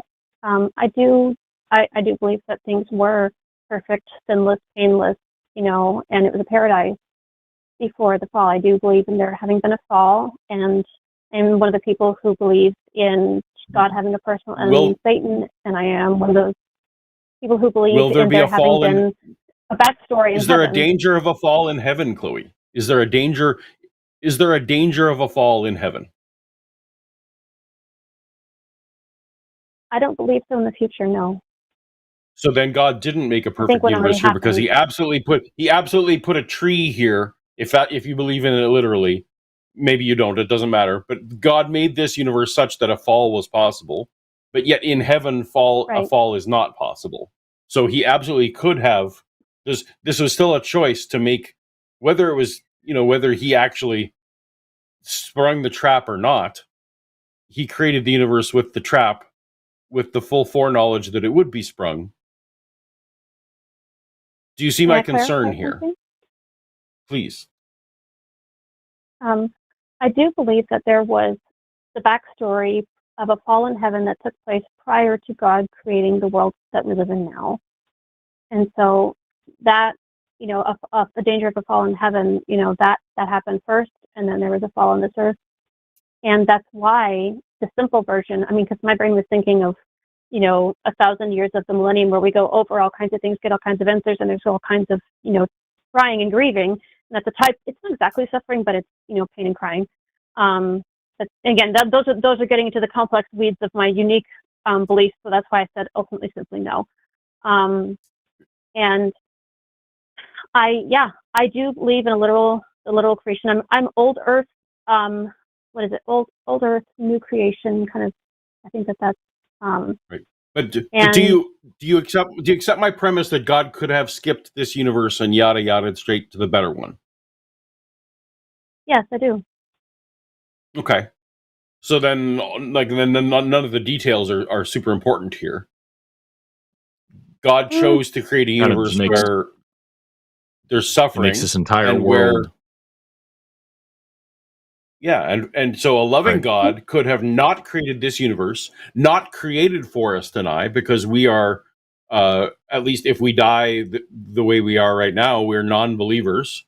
So God has foreknowledge that, so he didn't have to make us for even temporary torture. Some people think eternal torture, but even if it was for temporary torture, if you said to me, hey, Paul, if if you ever have a fourth child, that child will have a lot of torture, and I know that for certain, I probably wouldn't have that fourth child. Right? Like, it's also just throwing this out there. If God could have made everything perfect right off the bat and all that, it means Jesus' entire sacrifice was completely unnecessary as well. The entire story of Jesus didn't need to happen. All of that is irrelevant. Like, just it's the same thing as when we talk about the garden and everything. And again, I'm not sure where exactly you landed. You said you were literal about the creation, but you said older. So I don't want to put words in your mouth. But like, if we're talking about the story of the garden, right? Again, all of that falls on God's shoulders. Every single bit of it. So I'm one of those people that I believe that the snake who went and talked with Eve was Satan. And let's see here. And I do believe that there were the two trees, the one of knowledge of good and evil and the tree of life, put there very intentionally. And they were intentional there after the fall that took place in heaven when Lucifer became Satan and took a third of the angels with him, because based on and this is where I'm going to get into the weeds of my unique beliefs. I'm not expecting anybody else to share these, but I'm just so that you know better where I'm coming from. There's an accusation that because God was all powerful and Satan was jealous of that power, that he was just going to constantly use that power to squash anything, and he didn't really care about freedom. And so and we know that in dynamics of healthy versus abusive relationships, that for love to really exist and have it be real love and not abuse or deception or control, that there has to be the freedom to say no. You have to be able to know the ground you're standing on, the truth, and you have to be able to say no without fear of something else. And so this knowledge of good and evil and the tree of life, there's this opportunity in the midst of this paradise to be able to freely make a choice. And so this just to be clear, that wasn't.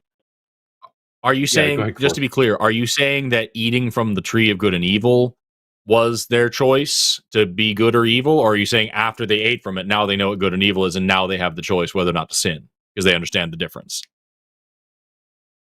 Can you slow that down and ask me again? I didn't quite get it. It's okay. I just want to make sure I'm understanding you.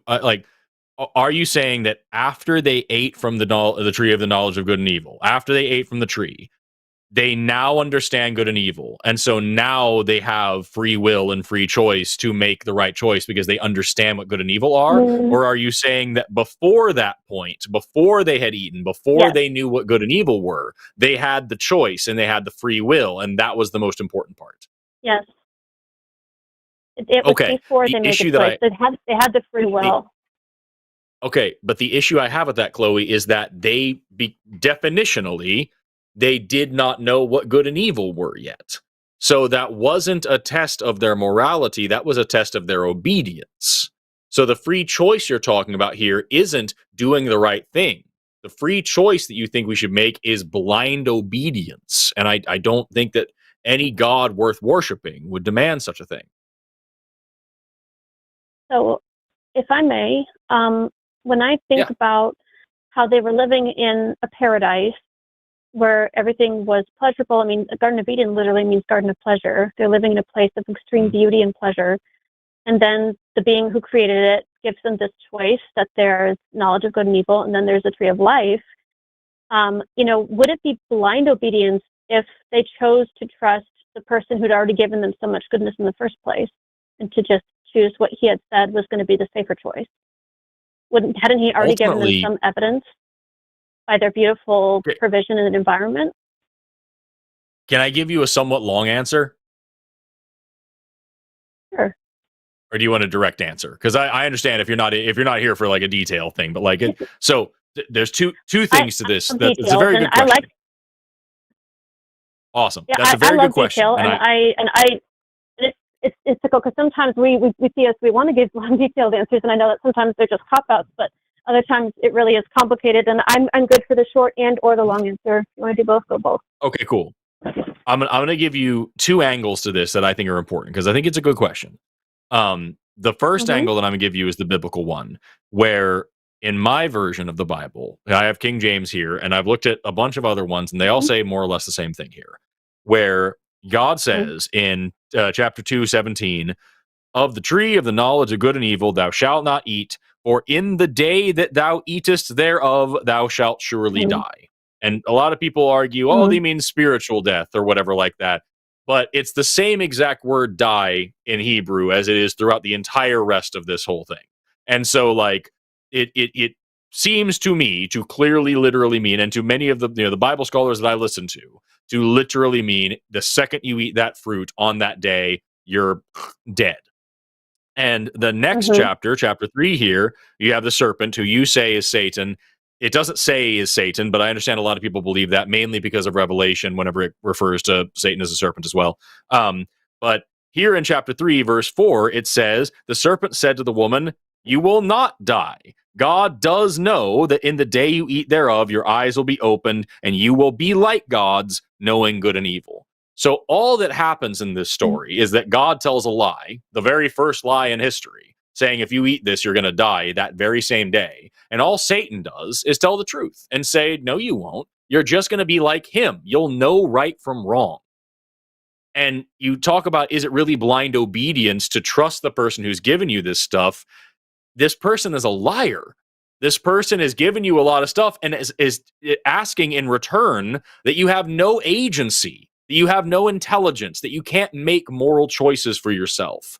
That's not good. That's not loving. That is entrapment. That is subjugation. That is keeping someone ignorant and in the dark so that they aren't intelligent enough and capable enough of taking control over their own life. And all Satan does is give them the truth. All that's going to happen is you're going to know right from wrong, which I think, personally, Parthenax, type shit over here, I think it is so much better to be able to do wrong and know the difference and make the right choice rather than just blindly following somebody because they've been good to you so far as you know.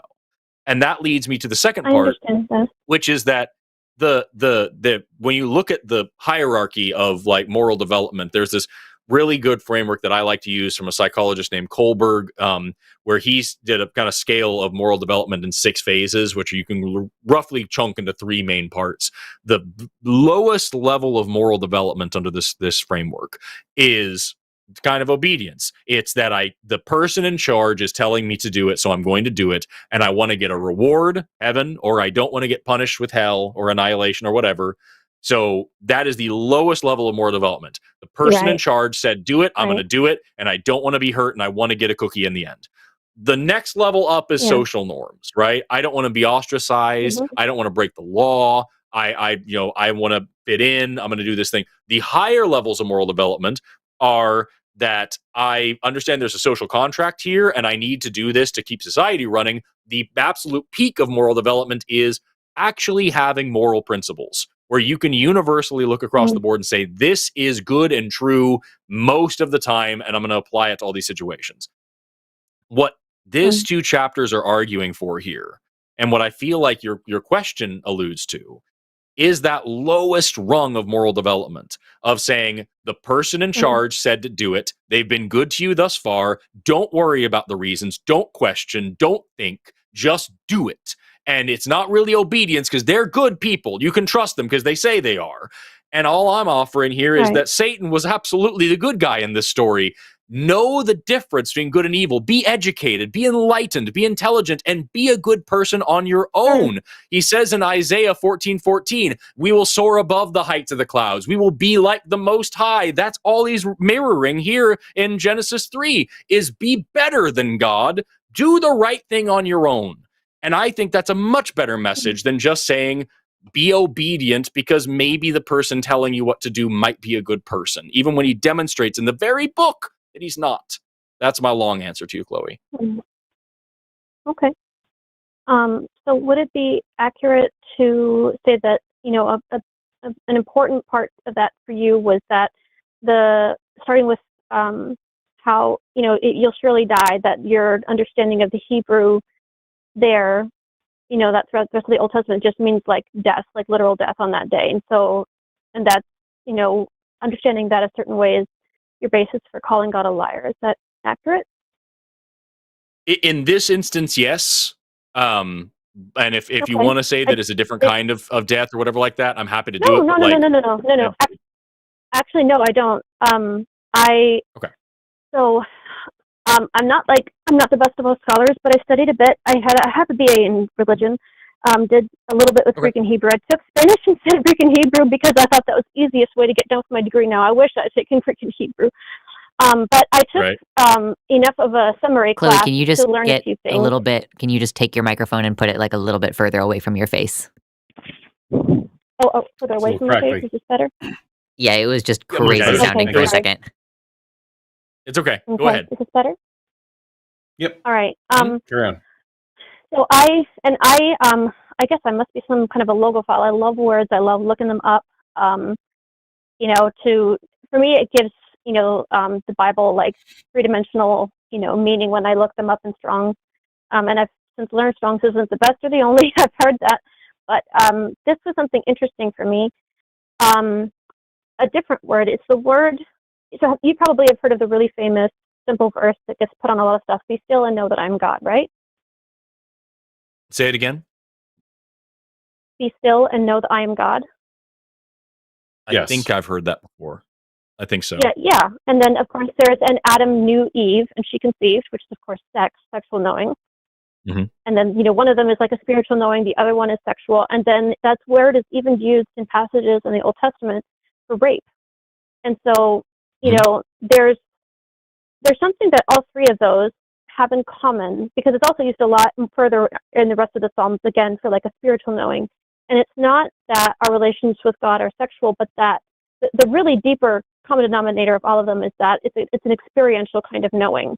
And just to look at that right there kind of just illustrates this principle that some words, you look them up one place, they appear one way, and then you may look at them in a streak of other ways, and then it's just only these two ways, and it's like one way here, and then like, how do I put this more clearly?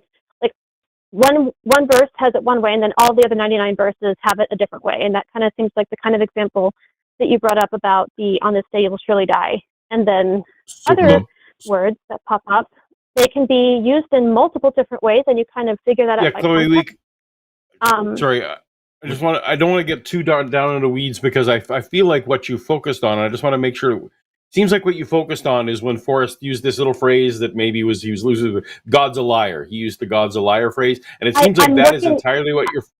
It seems like you're focused on that instead of. I just want to make sure we're focused on the moral aspect of it versus whether or not Forrest called God a liar.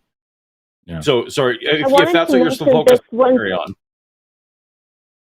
I wanted to say this bit before my brain lost it. Some of my aspects of my short-term memory are a lot worse.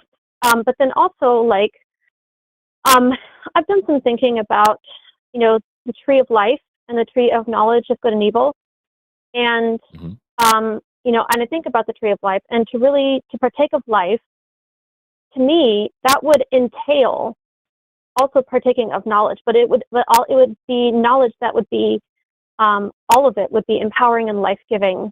And from what I've experienced in my own life from having been impacted by evil in various ways, is that while we can definitely learn how to be redemptive with the knowledge of evil, it's not life-giving at first. And in some cases, some people, they don't have those methodologies of being redemptive with the knowledge of evil, or even have the will to be redemptive with it after a knowledge of evil has impacted their life. And so there's the knowledge of good and evil where, yeah, you can definitely sample both, and, and you can do stuff with that. But I look at these two different options being given, and, I'm still in the camp that Satan was the liar. But I look at like the implications of the two names of those two trees, because a tree of life, that would entail knowledge. It would entail knowledge of anything we want to safely ask loving God to teach us about. But it would be something that wouldn't be a huge risk to us, the way that, like, when a huge loss or violation encounters your life, it's really hard to get back up from that. Okay. Chloe, I want to get back to the whole reason you started this was to say that we had free will, and that we needed to have free will, and that free will was a bonus thing, or a thing that we absolutely needed to have. Will we have the free will to say no in heaven? Will the people in heaven have free will to say no? Will any of them say no? Yes. Oh, so some people in heaven want to. Okay, but that's not the question. So you think that there will be people in heaven who will say no? I actually don't. Okay. And that's again tied into my deep beliefs, but I'm answering you honestly. No, that's great. I love it. Thank you so much. So God could have jumped us to that universe, right? Like this is all just still, this universe has absolutely no purpose. If free will exists in heaven, but no one's going to want to say no. God could have jumped us entirely to that version, right? Yes. Okay. But then what I guess that all stands that this universe didn't need to happen. Like the suffering didn't need to happen. The creation of people like Forrest and I, who are going to be tortured either some portion of time or forever, like this, that all could have been just skipped right over by a benevolent, loving God. Well, I've again done some thinking about this, and also reading, but this is something that it makes authentic sense to my mind. That's why I want to share it, even though I'll totally acknowledge it's partially influenced by what I've read.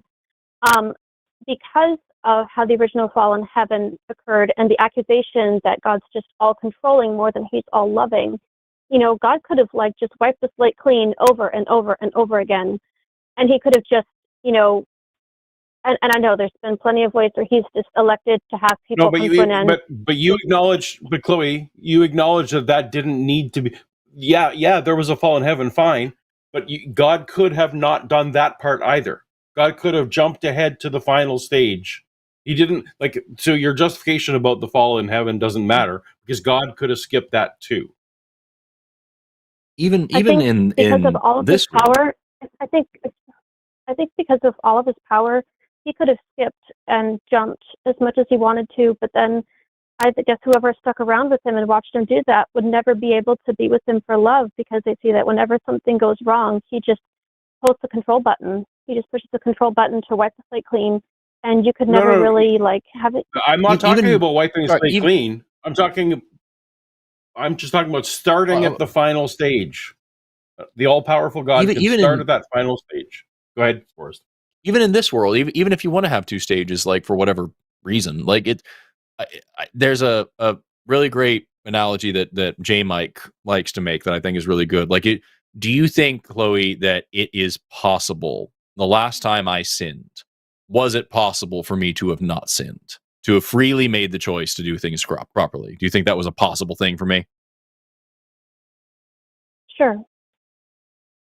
And the time before that, and the time before that, and the time before that, like, is it, I'm not saying is it likely, but is it hypothetically possible that I could potentially have never sinned purely of my own free will? I mean, this will still be short, but a few more words than a one single answer. That's fine. It won't be a one-word answer. It'll still be short. Because I believe that all of us are still born into, this era of life where we're born with a sinful nature, then in that sense, no. Okay, so you because you don't think that it is until we. I just want to be until we embrace personal transformation.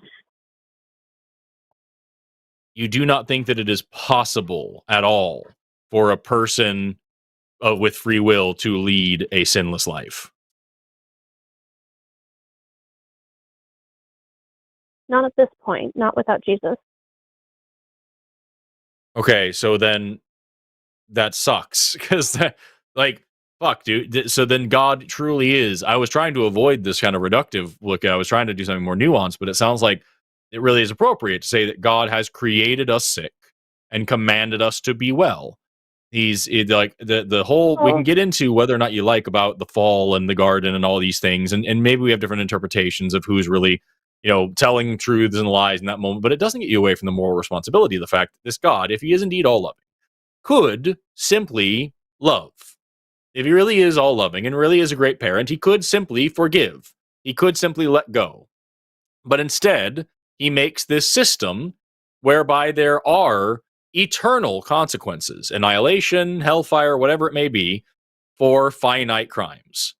And the crimes are acting the way that he made you, behaving and believing and thinking and doing the things that he made you to do beyond your choice, against our will.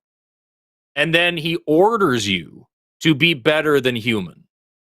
He orders you to be more than it is capable for you to be, to live in a way that you even think is impossible for you to live, by following in the footsteps of himself, who he sacrificed to himself in a way that we've already established was completely redundant and unnecessary. And none of that says anything about, like, the book of Job, where you have someone who is damn good, a really freaking good person, the best there is in God's own eyes, and doesn't stop God from offering this person up to Satan to torture and kill his family just to prove a point, to win a bet. So, like, it sounds to me like calling us pawns in this game is giving us too much credit. We are throwaway pieces. We are ants being burned by a magnifying glass. We are a ridiculous, sadistic experiment where God is trying to see if something can be better than its own nature. And by better, he means more obedient. Because there is no morality in this. There is no morality in just following the orders of such a fucking monster, Chloe. I believe that if it is the way that you say it is, that everything you said is correct. I appreciate that. It's interesting. What am I getting wrong in your mind? Yeah. Well, I think it's interesting that you brought up Job, because Job, in the book of Job, what Satan says to him is kind of fleshing out what I was saying. Like, basically, I mean, does Job love you for you, or does he just, act in harmony because of all the nice stuff that you've made possible for him? And of course, to really find that out is like a really awful scenario. But, Job is the book of the Bible that writes that down. But is it a necessary scenario?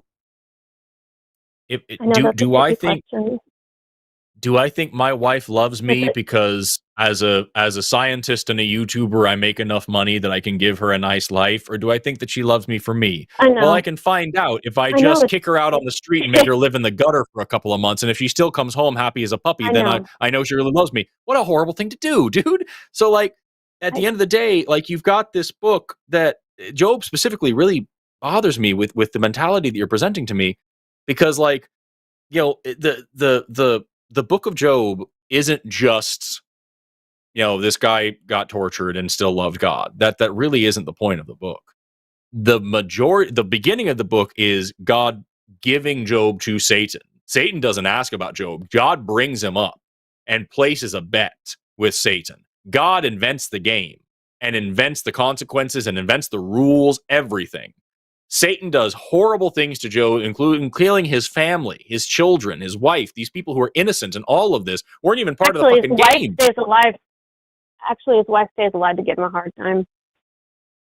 Yes, and then he gets another one in the end anyway. But his children certainly don't. I don't remember. And We'd then have to look that up together. I don't think he gets a new wife, but we'd have to look that up together. I could have sworn he does. But I could be wrong. I may be wrong. Yeah. I may be wrong as well. It's been a long time since I read it. And then the meat of the book, the majority of it is Job meeting with his three awful friends who give every bit of Christian apologetics that we hear today. They talk about how you must have sinned, you must have done something wrong, you deserve this. If anything, you deserve more torture. How dare you ask questions? Your kids are dead. Well, they were probably sinners too. Fuck them. It's like every single bit of just like the most bizarre and atrocious Christian apologetics we get from Job's friends. And then finally at the end, we get, I'm counting right now, we got 1, 2, 3, 4 pages from at least in my book, from chapter 38 all the way to almost the very end is just Job asks God, what the fuck, bro? I've been nothing but kind to you. And this is the moment, right? This is the moment where God's supposed to win the bet, right? Where God's whole premise here is Satan, you can torture him as much as you want, he's still going to love me. And this is the moment where that could happen. But God can't pull it off. Because Job says, what the fuck? And we then get 4 solid pages of God threatening Job and swinging his almighty dick around and saying, who the fuck are you to question me? I raised the mountains. I hung the stars. I did this. I did that. Who will you call for when you need help besides me? Who's greater than me? 4 pages of God throwing a temper tantrum. And finally, at the end, Job says, I'm so fucking sorry. Please stop. And then God says, see, he still loves me. And that's the fucking I've never that's really fascinating because I've never heard those passages interpreted that way, as like God threatening him and swinging his dick and having a big temper tantrum, and then Job being scared back into a certain place. Because I remember going through something difficult myself, and I went through that as if I were Job, and then I kind of like took those questions. I didn't take those questions as threats. I took them as like actual questions for me to ponder. And the more that I thought about like the largeness, because I think what they did for me is that those questions they got my mind to engage with just how big life is, and something about that made. It didn't minimize that what I went through didn't matter, but there was a comfort that I found in finding my personal trial to feel like it was just a little smaller and less strangulating than it had been. And it kind of also let back in some hope. And, you know, maybe that makes me pathetic to some people, but I just never, ever, I mean, I get now why somebody would want to treat that like him having a temper tantrum, but I had never seen it that way. And real quick, you know, the part with Job's friends and their awful crap. So like this, I was thinking earlier when you guys were talking to Stevie, that whenever you want to say like, I mean, can the Bible have something wrong in it? Yeah, because it records really awful, crappy things like the stuff that Job's friends said to him. So. Yeah, and like I think the biggest part of that also, like the reason why I think that way, I can hear your point of view on that. The thing that I think matters to me on that is the very end of what Job says. This is 42. Job answers God and says, okay, yes, I know you can do everything. And he confirms what God says. And at the end, he says, I hate myself. I repent in dust and ashes. And then God gives him a more blessed life. He says he blesses the latter half of Job's life more than the beginning. He had 14,000 sheep and 6,000 camels and all these things that somehow make up for the fact that his children are dead. And like that, so like, but yeah, I get where you're coming from, and I could see where someone might read it that way if they were already bought into this. But that's the thing that I hope more than anything with this, Chloe, is the one thing that I hope we can see here is like when you're outside of this, when we're outside of this dogma, and when you're looking on the outside looking in, like, dude, this God is not, it's not a good guy. He could have done a lot better. He had every opportunity to do better things. He made wrong decisions over and over and over. He's taken advantage of and made a fool of, and he hurts people for no reason. He kills people for rules that they didn't even know they were breaking. Like, this is not the good. And also, let's not forget, the guy never called in talking about slavery, but God is pro-slavery through the whole freaking book, dude. And so, like, you've got to either read this as either I'm so small and God's so big and he knows so much more than me, and who am I to question him, and all these other things that really line up with just an abusive ex, or just this is evil. And I feel like this is just evil. So you're a professor of biology, right? Not a professor. I am a biologist, but I am Okay, I teach on the internet. Okay, I fucked that up. Okay. The prestigious university of the internet. Hey, there's a friend of mine who's introduced me. I've really enjoyed a lot of your videos, and that you're the communicator that you are. And there's, because I have this sense that our call's ending, but before it totally goes, there's something that I wanted to share. And this I have worked out on my own, because I'm a doctor's kid, and I love,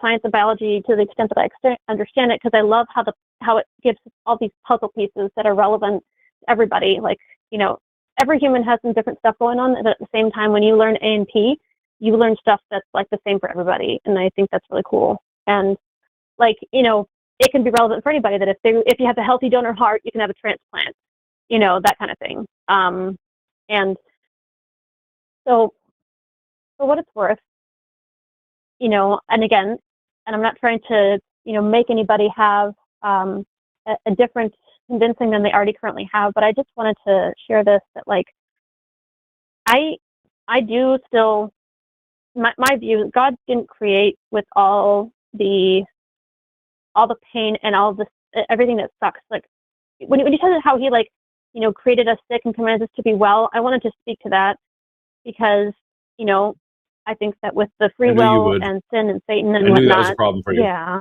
Yep. but this Forrest isn't careful with his language. Sorry. Well, how dare you? No. It's okay. How dare you?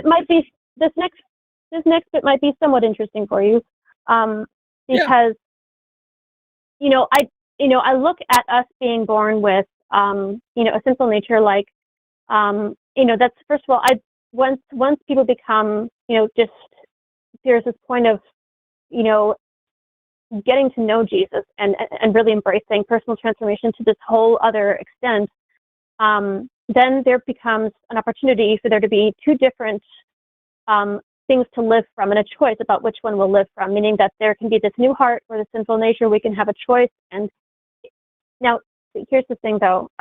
We don't fault anybody for being born with a genetic disease or a genetic condition. That's not a fault issue. That's not a moral bad issue, even though some would make it that way. But it's from the standpoint of science and medicine, it's just a fact. And it's not, you're bad. It's just a fact. And then you can learn how to manage that, and sometimes even learn how to, like, keep it in remission, sort of thing. There's even this interesting documentary called The Lazarus Effect, and I think it's about how these medications can help with people who are, like, positive for HIV, or at least who have HIV. And then, like, they call it the Lazarus Effect, because when you take your medication every day, like, undersized people become, like, just full-sized and vibrant. You just have to take the medication every day. And I look at this, Christian growth in life like that, and we know, like, we can't do a brain transplant, but we can do a heart transplant. And usually, when people, let's say if somebody needs a heart transplant because they've, sometimes it's disease, yes, but sometimes it's lifestyle. and you have to transplant the heart and then change the way that you eat and exercise. And that has to do with like the brain groups. You have to change the grooves in the brain so that then you can change everything in the body to be receptive of and make this new organ last. And, in the Greek for repentance, it means to change the way that you think. I've heard people say, oh, my dad didn't become, my dad didn't, he didn't really repent. He's the same person. He went from being angry about the law to being angry about grace. He's the same person. And repentance, is changing the way that you think. So changing the way that the brain groups are. And when I look at all these things, we do have things that we're born with, but just like a doctor or a parent would just want to help you through that and then give you the solutions for that to then keep that in control as much as possible until this point where we don't even have to fight this stuff anymore. That's Chloe, the way that I see him, and I think it's worth looking into. But the point, I knew Forrest's thing was going to trigger you, but his point still stands. No one who has been redeemed by Jesus has been sinless or is capable of being sinless from that point. And it's also, I'm glad you brought up. I'm glad you brought up that. Yeah. So ultimately, that doesn't change anything about the being judged, right?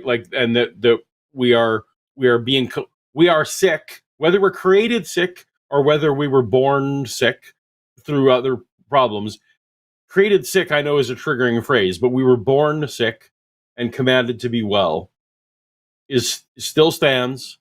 We're still in a universe of suffering, and where Forrest and I are gonna go to hell. And you talk about attitude, but Jesus said, it's not whether you murder someone, even if you say, you fool, you're in danger of the fire of hell. Hell is still just there for everyone there. So I mean, I want to give you a book recommendation before we go. If you care about whether this is true, Bart Ehrman's book, Heaven and Hell: A History of the Afterlife, is a book I often recommend. I would love for you to read that in light of what you believe. And it's an amazing book on how the doctrines that you were telling us about Satan and hell and all those kind of things came into be. You can say it's progressive revelation, or you could say that it was different pieces of inspiration where the whole theology was developed. But I would love for you to read that, because ostensibly this call was about the reality of hell. But anyway, Forrest, any last words before we move on? No, I think this is a really productive call. Honestly, I think we covered a lot, and I really appreciate you, Chloe, for being so receptive and so understanding and willing to entertain different ideas. If it means anything to you, I, as an atheist, I don't think that you're wicked, and I don't think that you're sick, and I don't think that you're broken, and I don't think you're wrong, and I don't think you have anything to apologize for. I think you're a good person. And you don't owe anybody, especially not some God, any justification or explanation or apology for who you are as a person. And I think you should try, just as long as you're trying your best and doing your best and apologizing when you fuck it up, I think you're fine. And I hope that dichotomy between our beliefs might resonate with you at some point. Yeah, and then I think a final short thing would be that I think all Christians and atheists, and I think Christians especially, honestly, need to hear this. I know that atheists are comfortable, okay, things are complex, they'll look into it more, and a lot of us Christians tend to cut certain things off at the knees, but there's real complexity to everything that we're talking about, and that deserves the dignity of just delving into it and being direct and answering questions when you feel uncomfortable and just pondering what things mean. I think that if there's any point that all of us can take away from everything that we've brought up, is that all of it is complicated and worthy of, discussion that takes time and really looks at everything. Mm-hmm. For sure. Anyway, with that, we're going to move on to possibly our last call of the show, but I appreciate your time. Feel free to call us back sometime. Okay, thanks. Bye. Bye. The slavery apologist never called in. Must suck to be a bitch. But I do see Jesse Jerdak in the chat. You handsome bastard. How are you? Let's talk next. We've got 2 people left on the line. We may only be able to get to one of them. I don't know. But we're definitely going to go with Theist first. So we're going to talk to Kay, pronouns they, them, calling in all the way from ipsilateral nipples. So both your nipples on one side of the body rather than across. That's what it says. Who is a Christian deconstructionist and wants to talk about the current Christian movement. Kay, you were on the line with Forrest and Paul. How are you doing today? Hi there. Hi, Forrest. Hi, Paul. I called in like a few weeks ago. I do want to tell you that I've moved on to being a Christian deconstructionist. I have a bunch of questions for you guys. First, can you tell me what you mean by that? Because I'm not that could mean a lot of different things. So, what do you mean by that? If it's important, if it's not important to your topic. No, it's all good. I believe that it is very important to question what a Christian leader actually intends on what they're saying, and if they is saying this for like themselves or for the better of like the community. Okay. I tend to not try to ascribe motive to people. I find that leads me to a bad place. Usually ascribing motive is the least reliable way. I tend to just deal with what they say on face value and not try and ascribe motive. But you do UK. I appreciate you telling me what you mean. And I'm not trying to poo-poo the way you're doing things because I could be wrong. Let's carry on with your good argument. All good. Okay, well, I have a bunch of talking points that I do want to question to you, gentlemen. I do want to hear what the debates are against the positives of atheism versus the current Christianity movement, that being like the Christian nationalism. I know that like that is bad because they're like pushing a lot of nasty stuff. That's one point. Well, can we deal with one at a time? So when you say positive aspects about atheism, what do you mean? Do you mean like the social utility of atheism? Yeah, I do respect a lot of talking points from atheists, and I have learned a lot about. But do you mean social utility? Do you mean when you say the positive aspects? Social utility. Okay, what if I said there is absolutely no social utility whatsoever, but it could still be true? It's just true and depressing. What do you mean by this? What is social utility? Like, let's say, like, so I personally don't care whether atheism has utility. All I care about is whether or not it's true. So this will be a conversation for Forrest if you want to talk about utility. And maybe Forrest doesn't care either.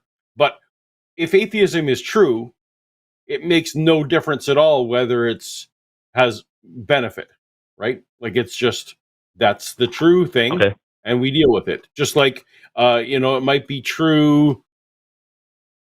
Anything that's true is true. Like that the number of atoms in a molecule may or may not have benefit, but that's what's true, right? Like so. I'm going to throw it to Forrest. Forrest, do you know or care whether about the utility of atheism? And I'm assuming you're not talking about secular humanism because that's a different question. But the utility of whether God is real or not, I think is just whether it's true. No.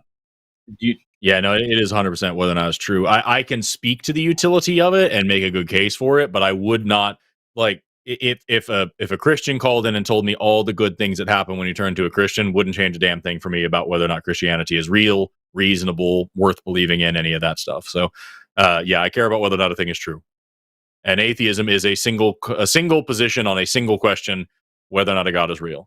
A lot of us here at the line are also secular humanists, which go on beyond that. A lot of us have different philosophies, political backgrounds, all sorts of other things. There's a lot of diversity on this channel in terms of politics, philosophies, genders, sexualities, all sorts of different things that make us different. The one thing that unites us is generally secular humanism and absolutely just simply not believing that there is such a thing as a God. Okay, so that is the like fundamental basis of atheism. It's just that there is no God. Yeah, that's all atheism means. So, Okay. like, if you want to talk about, I can tell you for sure, there are right-wing atheists and left-wing atheists. There are flat earther atheists. There are atheists that believe in ghosts. There are atheists that believe in that question evolution. There are atheists who are very progressive and want to make the world a better place. There are atheists that are very regressive and like fascism. Like, there's all sorts of fucking atheists. Okay. That's definitely like a positive or definitely a good basis of atheism. I definitely have been questioning about the current like Christian movement and whether or not like I should be holding on to some of my older Christian thoughts type of thing. That is definitely one of the other talking points that I wanted to call in about. As I said, I'm moving on to like a Christian deconstructionalist, and but you guys told me, first told me that I should try thinking about that there is no God for like a week, and honestly, I won't lie, I just couldn't. Maybe that's just something that is deeply rooted in me, but I just couldn't. Why not? But I am having. It's a good question, and I think it's just. I feel like it is my faith, even if it doesn't make any sense. I don't know why. That's just how it is. Okay. Do you care about whether or not the things you believe are true? I do not care. I believe that there is possibilities are endless for like anything. Okay, well then there's no reason to have this conversation. I'm done. Yeah. If Paul, if you want to continue, you can, but I see no reason to discussing anything. If you don't care about whether or not the things you believe are true, I'm not going to convince you anything's true. It's not worth anybody's time. But that's not what I meant by that. I asked you, do you care if the things you believe are true? And you said, I don't care. No, like I don't mind. I should say like I don't mind if things aren't true. It's no, like not whether or not things are or are not true. Not whether or not things are or are not true. Whether or not you believe things that are not true. If you believe non-true things, is that a problem for you? Or are you perfectly content whether you believe something that is true or not true? You don't care. Doesn't matter if it's true or not. You just believe it because you believe it because you believe it. Which is it? I don't mind if like something is not true to be true. Okay, so if you believe something that is not true, you don't care. I don't mind. I'm not sure what. Okay, you don't. So you the point. So you don't. Sorry. If you don't mind believing, if you don't mind believing false things, then you are the opposite of Forrest. And I literally opened up with, I don't care about the utility of an idea until I've established the truth value of the idea, whether it conforms to reality. If you don't care that your ideas conform to reality or not, then we are just so diametrically opposed in what we care about that this is a relatively useless conversation. Do you not agree with that, Kay? I must be lost on what's being said. I apologize. Okay. Do you think if I tell you a bunch of lies, things that are not true, and you believe them, is that an issue for you? If once I learn that they are lies, then it does become an actual issue. Let me make it even easier. If I tell you right now that I know for sure there is something that you believe that is not true, that is factually not accurate, does not comport with reality. I don't tell you what it is, but something you believe, I know for sure exactly what it is, and it is false. It is a lie. Do you care? Do you want to find out what that thing is and then remove that thought from your brain? Or do you just think, fuck it? I would rather pursue what is the truth. Great. So I'll ask the original question again. Do you care about whether or not the things that you believe are true? Yes, I do care. I apologize. I Great. must have misunderstood. Great. That's all I've been asking this whole time. If you care I apologize. if you care about believing true things, then you should be willing to investigate them for just whether or not they're true, not whether or not they're useful or good or helpful, or a lot of people believe them, or they help somebody out of a bad situation, or they're very historical, or they've been around for a long time, or they're in a habit of yours, or they're the way you've been raised, or you have faith about them, or any of these other things. Should be pretty easy to say, if this is true, then I want to know. And if it's not true, I'm not going to believe it anymore. Period. Do you get where we're coming from here? Yeah. Yeah, I do. Yes. Great. That's all Paul was saying a minute ago. So, okay, do you think Christianity is true? Do you think Jesus was here, was the Son of God, died, rose from the dead? Is that true to you? It is true to me. However, I am open to being disproven. Okay. Would you agree that if you answered yes to that question, you're a Christian, and if you answered no to that question, you're not? I do believe that if you believe in like Jesus Christ in the God that you are a Christian. Okay. So if you're calling, so you seem to be calling to want to ask about Christian movements, and I'm happy to get to that. We're excited to get to all that stuff. But would you agree that if you want to we can talk about movements, but if you want to talk about really Christianity, it's just like, did Jesus rise from the dead and did God make the universe? Like, that's really all that we're talking about. So if you want to talk about like political things, that's awesome, but that's kind of a separate question. Yeah, no, that is definitely not what I want to lead into, because that's a totally different topic away from this. So which of those topics, either of which we are cool with, which of those topics do you want to go with? The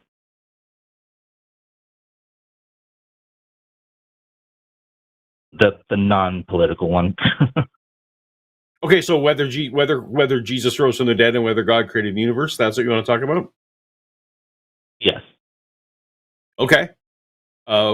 Which of those do you feel most strongly about? I do believe that God created the universe.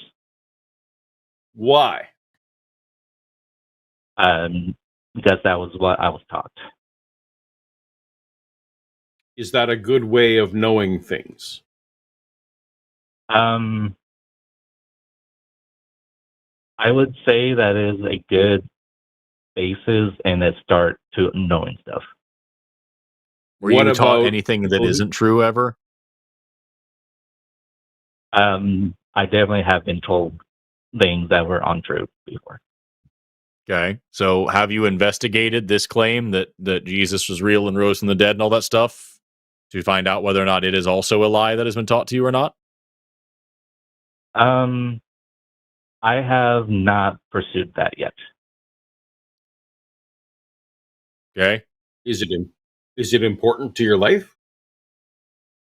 I would say it's not important. Though if it was like a passing thing of a topic, then I am all ears to actually listen to if it is untrue.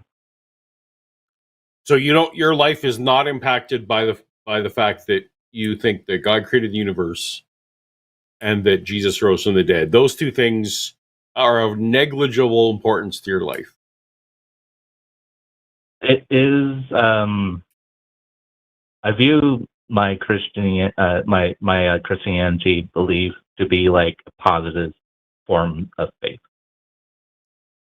Positive, but you're talking about utility again, right? You're talking about that it gives you some comfort and some warm fuzzies and some social benefits or whatever. But is the truth of it important? The truth of it is negligible to your life, apparently. Like you're in a club, you're in a book club, and the book club has good sandwiches, but that's the extent of it.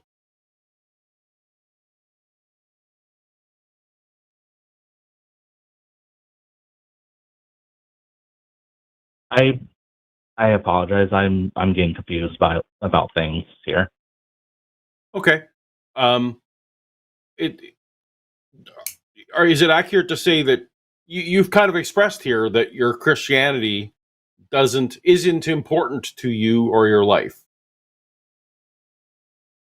And I guess Forrest and I are confused. It is important for me to believe in this, but it doesn't like become a high importance for my life. So again, I guess we're going back to you're basically saying it's important that I believe it, but you don't really care one way or the other if it's actually true. But there's benefits that you get out of believing it, and you like the benefits of believing it. Correct. So if we were to cause you to, in some way, yeah. So if we were to be able to demonstrate to your satisfaction that Jesus did not rise from the dead and that there was no God needed to create the universe, your life would be worse at the end of the call. I don't think Is so. that what we're hearing? I am very much open to like learning stuff, and like if that is a true thing, then that's what I will be going off of. So okay, why did you call? I'm just. That's a really good question. What did you hope to get out of this? I just had a bunch of questions and wanted to like get answers from you guys who are atheists. And okay, so let's go back to that because I'm wanting to actually learn from you guys. Oh, okay. Like, because you accept that, like, neither Forrest or I think that a God was necessary to create the universe. We started on that, and you said you were just told when you were growing up. Other people were told that God was not needed. So it's weird that you're just saying whatever our parents said is a good way of knowing things because different parents tell people contradictory things. So that can't be a great way of knowing things.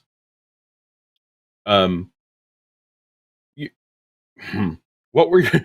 So let's abandon. I'm not going to try and deconvert you at this point because it doesn't seem like you've thought this through, and it doesn't seem like you want to defend this.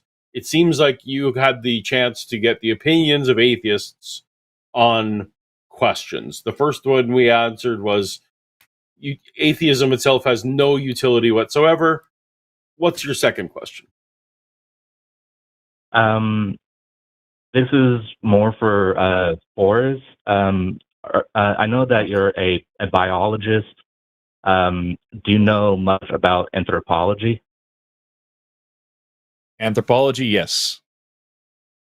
Okay. I just have a question, and it's why is humankind like more advanced than like other animals currently? Advanced in what way? We definitely seem to have like technology, which is a definite form of advanced like animals.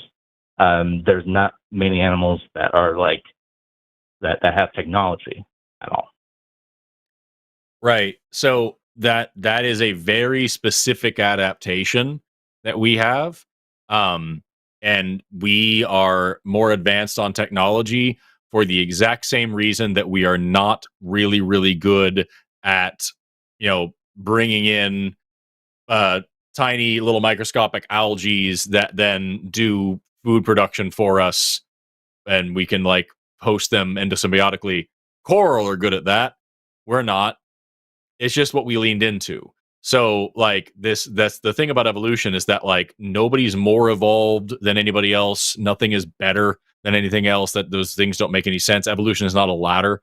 You just find a niche and you lean into it. And it all has to do with the selection pressures that are acting upon you. So with humans, around at the absolute latest, about 2.6 million years ago, one of our ancestors picked up a rock and cracked it against another rock and made a sharp rock.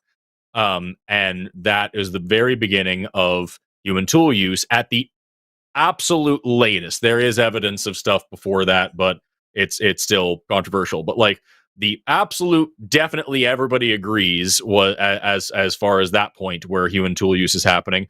2.6 billion years ago is what we call the Old Awan complex, and you have these stone choppers. And those are really handy because at that time humans were largely scavengers. We were, we ate meat, but it was just whatever meat we could salvage whenever a lion already killed something. We didn't go out and hunt at this time very well. And so these choppers get us access to new sources, like, for example, bone marrow, new sources of food that other things didn't have. And that allowed us to evolve bigger brains, because the ones with the big brains and the good thinky stuff were the ones that were able to make the tools. So there is now environmental pressure to be able to make these tools gives you new resources. So evolution is now pushing you in this direction. And then eventually we get to a point about 1 million years later, we have a new complex of tools come in called the Acheulean complex. Those come with Homo erectus, who were a very exciting species. They were the first ones to learn you can sharpen, get this, both sides of the rock. And then you get a hand axe. And then we get even more resources. We're able to deflesh bones better. We're able to get more food in this way. And we see a lot of other inventions come along Homo erectus as well. Homo erectus were the first to control fire. They were first to do cooking. They were the first to build boats. They probably had language. And they invented better and better tools until eventually, a little while later, with all the new resources that they had that gave them better and better nutrition, better brains, better tools. And then we get more nutrition and bigger brains and better tools and more nutrition and better brains and better tools. And so we have this reflexive situation going on here where the way that we say it in anthropology is we made the tools and the tools made us back. They made us in return. That's the way that we talked about it in grad school. And so when you talk about our technology, it's important to remember that in the exact same way that we can link all life on this planet to a common ancestor, and we can say that you are not just figuratively, but literally related, not just to your family members, but to every human being, and also every dog and every giraffe and every lizard and every shark and every tree and every bacteria, every living thing on this planet all connects together in that same way. Your cell phone, the computer that I'm speaking into right now, the satellites in space, the very first cars, every bit of technology around human history all links back to that first rock cracked by an ape at least 2.6 million years ago. And you can now take that again to any other species, any other kind of animal that does any other kind of thing. The reason why you're not really good at surviving in the desert for long periods of time, going months without water, is because you didn't evolve for that reason. Sulcata tortoises do. They have fucking ridiculous kidneys that can go for fucking months and months and months without water. They're just fine. And that's what they evolved into, because that's the niche that they were living in. We evolved in a different direction because we had different selection pressures. That's why we are the way we are. Okay, that is a very good answer. Thank you. That was what the actual reason why I asked that is because I heard that we're supposed to be God's chosen amongst animals, and that's a very good answer for me. Thank you. Awesome. Yeah, no, if we're God's chosen, I don't want to be chosen. God sucks. And if this is the best it can do, I'm not impressed. You gave you chose the monkeys that have fucking teeth that get impacted and cause, at the very best, severe dental problems, and at the very worst, abscesses and death. Yeah, great fucking design. Great choice. Okay, I think I'm gonna go ahead and call it here. Thank you, gentlemen. I will ponder on all this information. Hope you guys have a good night. Have a good night. Yeah, most definitely. Okay. Bye-bye. Bye. I can't handle that mentality that they came in with, talking about like I know they corrected themselves to say like I do, I guess, care about whether something's true, but then immediately follow that up with I just don't really think about it and it doesn't matter and it's useful, and it's like I can't square that circle. It's just very I feel like lazy it was thinking. more honest of a religious person to say that, because I think that that's actually what ultimately is true for most of them. And if they can just say it outright, then you can at least confront that directly. That true as that may be, get out of here, Luxander. Fucking who let you in? What is this? Hey, we've got. What do you think? You have any final words, Paul? Anything you have at the end there? No final words. I mean, I could never live my life that way, but I do understand that some people do, and so that's why we were asking the clarification questions. For sure. With that, we've got 30 minutes left in the show and one call left on the line, so we're gonna jump into it and see if it lasts the whole fucking times. Let's see here. Gregor, any pronouns, calling in all the way from Australia, who wants to talk about whether or not these debates are useful. How are you doing, Gregor? Hello. Not too bad. G'day. The line is probably not quite what I'm thinking of. Well, for everyone's what benefit, they can't. Well, what are we talking about here? Sorry. Yeah. I was meaning to call in earlier today because I know I've forgotten his name. Does TikTok style debates with essentially random users on religious topics, and lots of us do. Yeah, watching. Pardon? Lots of us do. I know Justin Deconstruction Zone does. I know Blitz does. I know Jimmy does. I know Jovan does. Lots of them. Yeah. Watching those maybe I'm just a bit cynical. It at times feels like, I guess you'd call it a cockfight or something. You have two sides shout at each other for a while. They leave and then talk to their fans saying that they did amazing. And sometimes I feel a bit cynical about it, of just kind of, what's the point? And Gregor, were you ever a theist? Did you ever believe any of this stuff? Any version of it? Not for when I was young. And that, I guess that is then the follow-up of it's a good introduction, I guess, to deconstruction. But so as someone who believed this into their 40s, let me assure you that there was value to me. Now, TikTok didn't exist when I deconstructed, but if I had not been able to witness my ideas being challenged, the ideas that I just accepted on authority, if I did not have a place, and at the time it was YouTube, where people were challenging those ideas, I would have not sought to go and learn to defend my ideas, because the people who believed what I believed were doing a terrible job. And so I saw them doing a terrible job defending the position I hold. And so therefore I'm like, well, I need to go learn enough so that I can go do this. So I would not be here in this chair on the line, have a YouTube channel, have a career that is essentially, in New Testament studies, if not for these types of debates. So I guess I'm wondering what your objection to them are, if in general. Yeah, that is a good point. Sometimes that is a very good point. I guess I am biased, having already been atheist for a long time, coming in and seeing, because as many times as you see a theist with the terrible views, there are times when you see an atheist come in and they're they're not doing a great job, and it kind of sucks to see. That's a good point, I guess. Really, it comes down to if it has been useful as many times as I'm not even sure why you even consume that content or let the algorithm, if it's irrelevant to your life, watch it a little less, and the algorithm will give you something else. It'll give you recipes or something.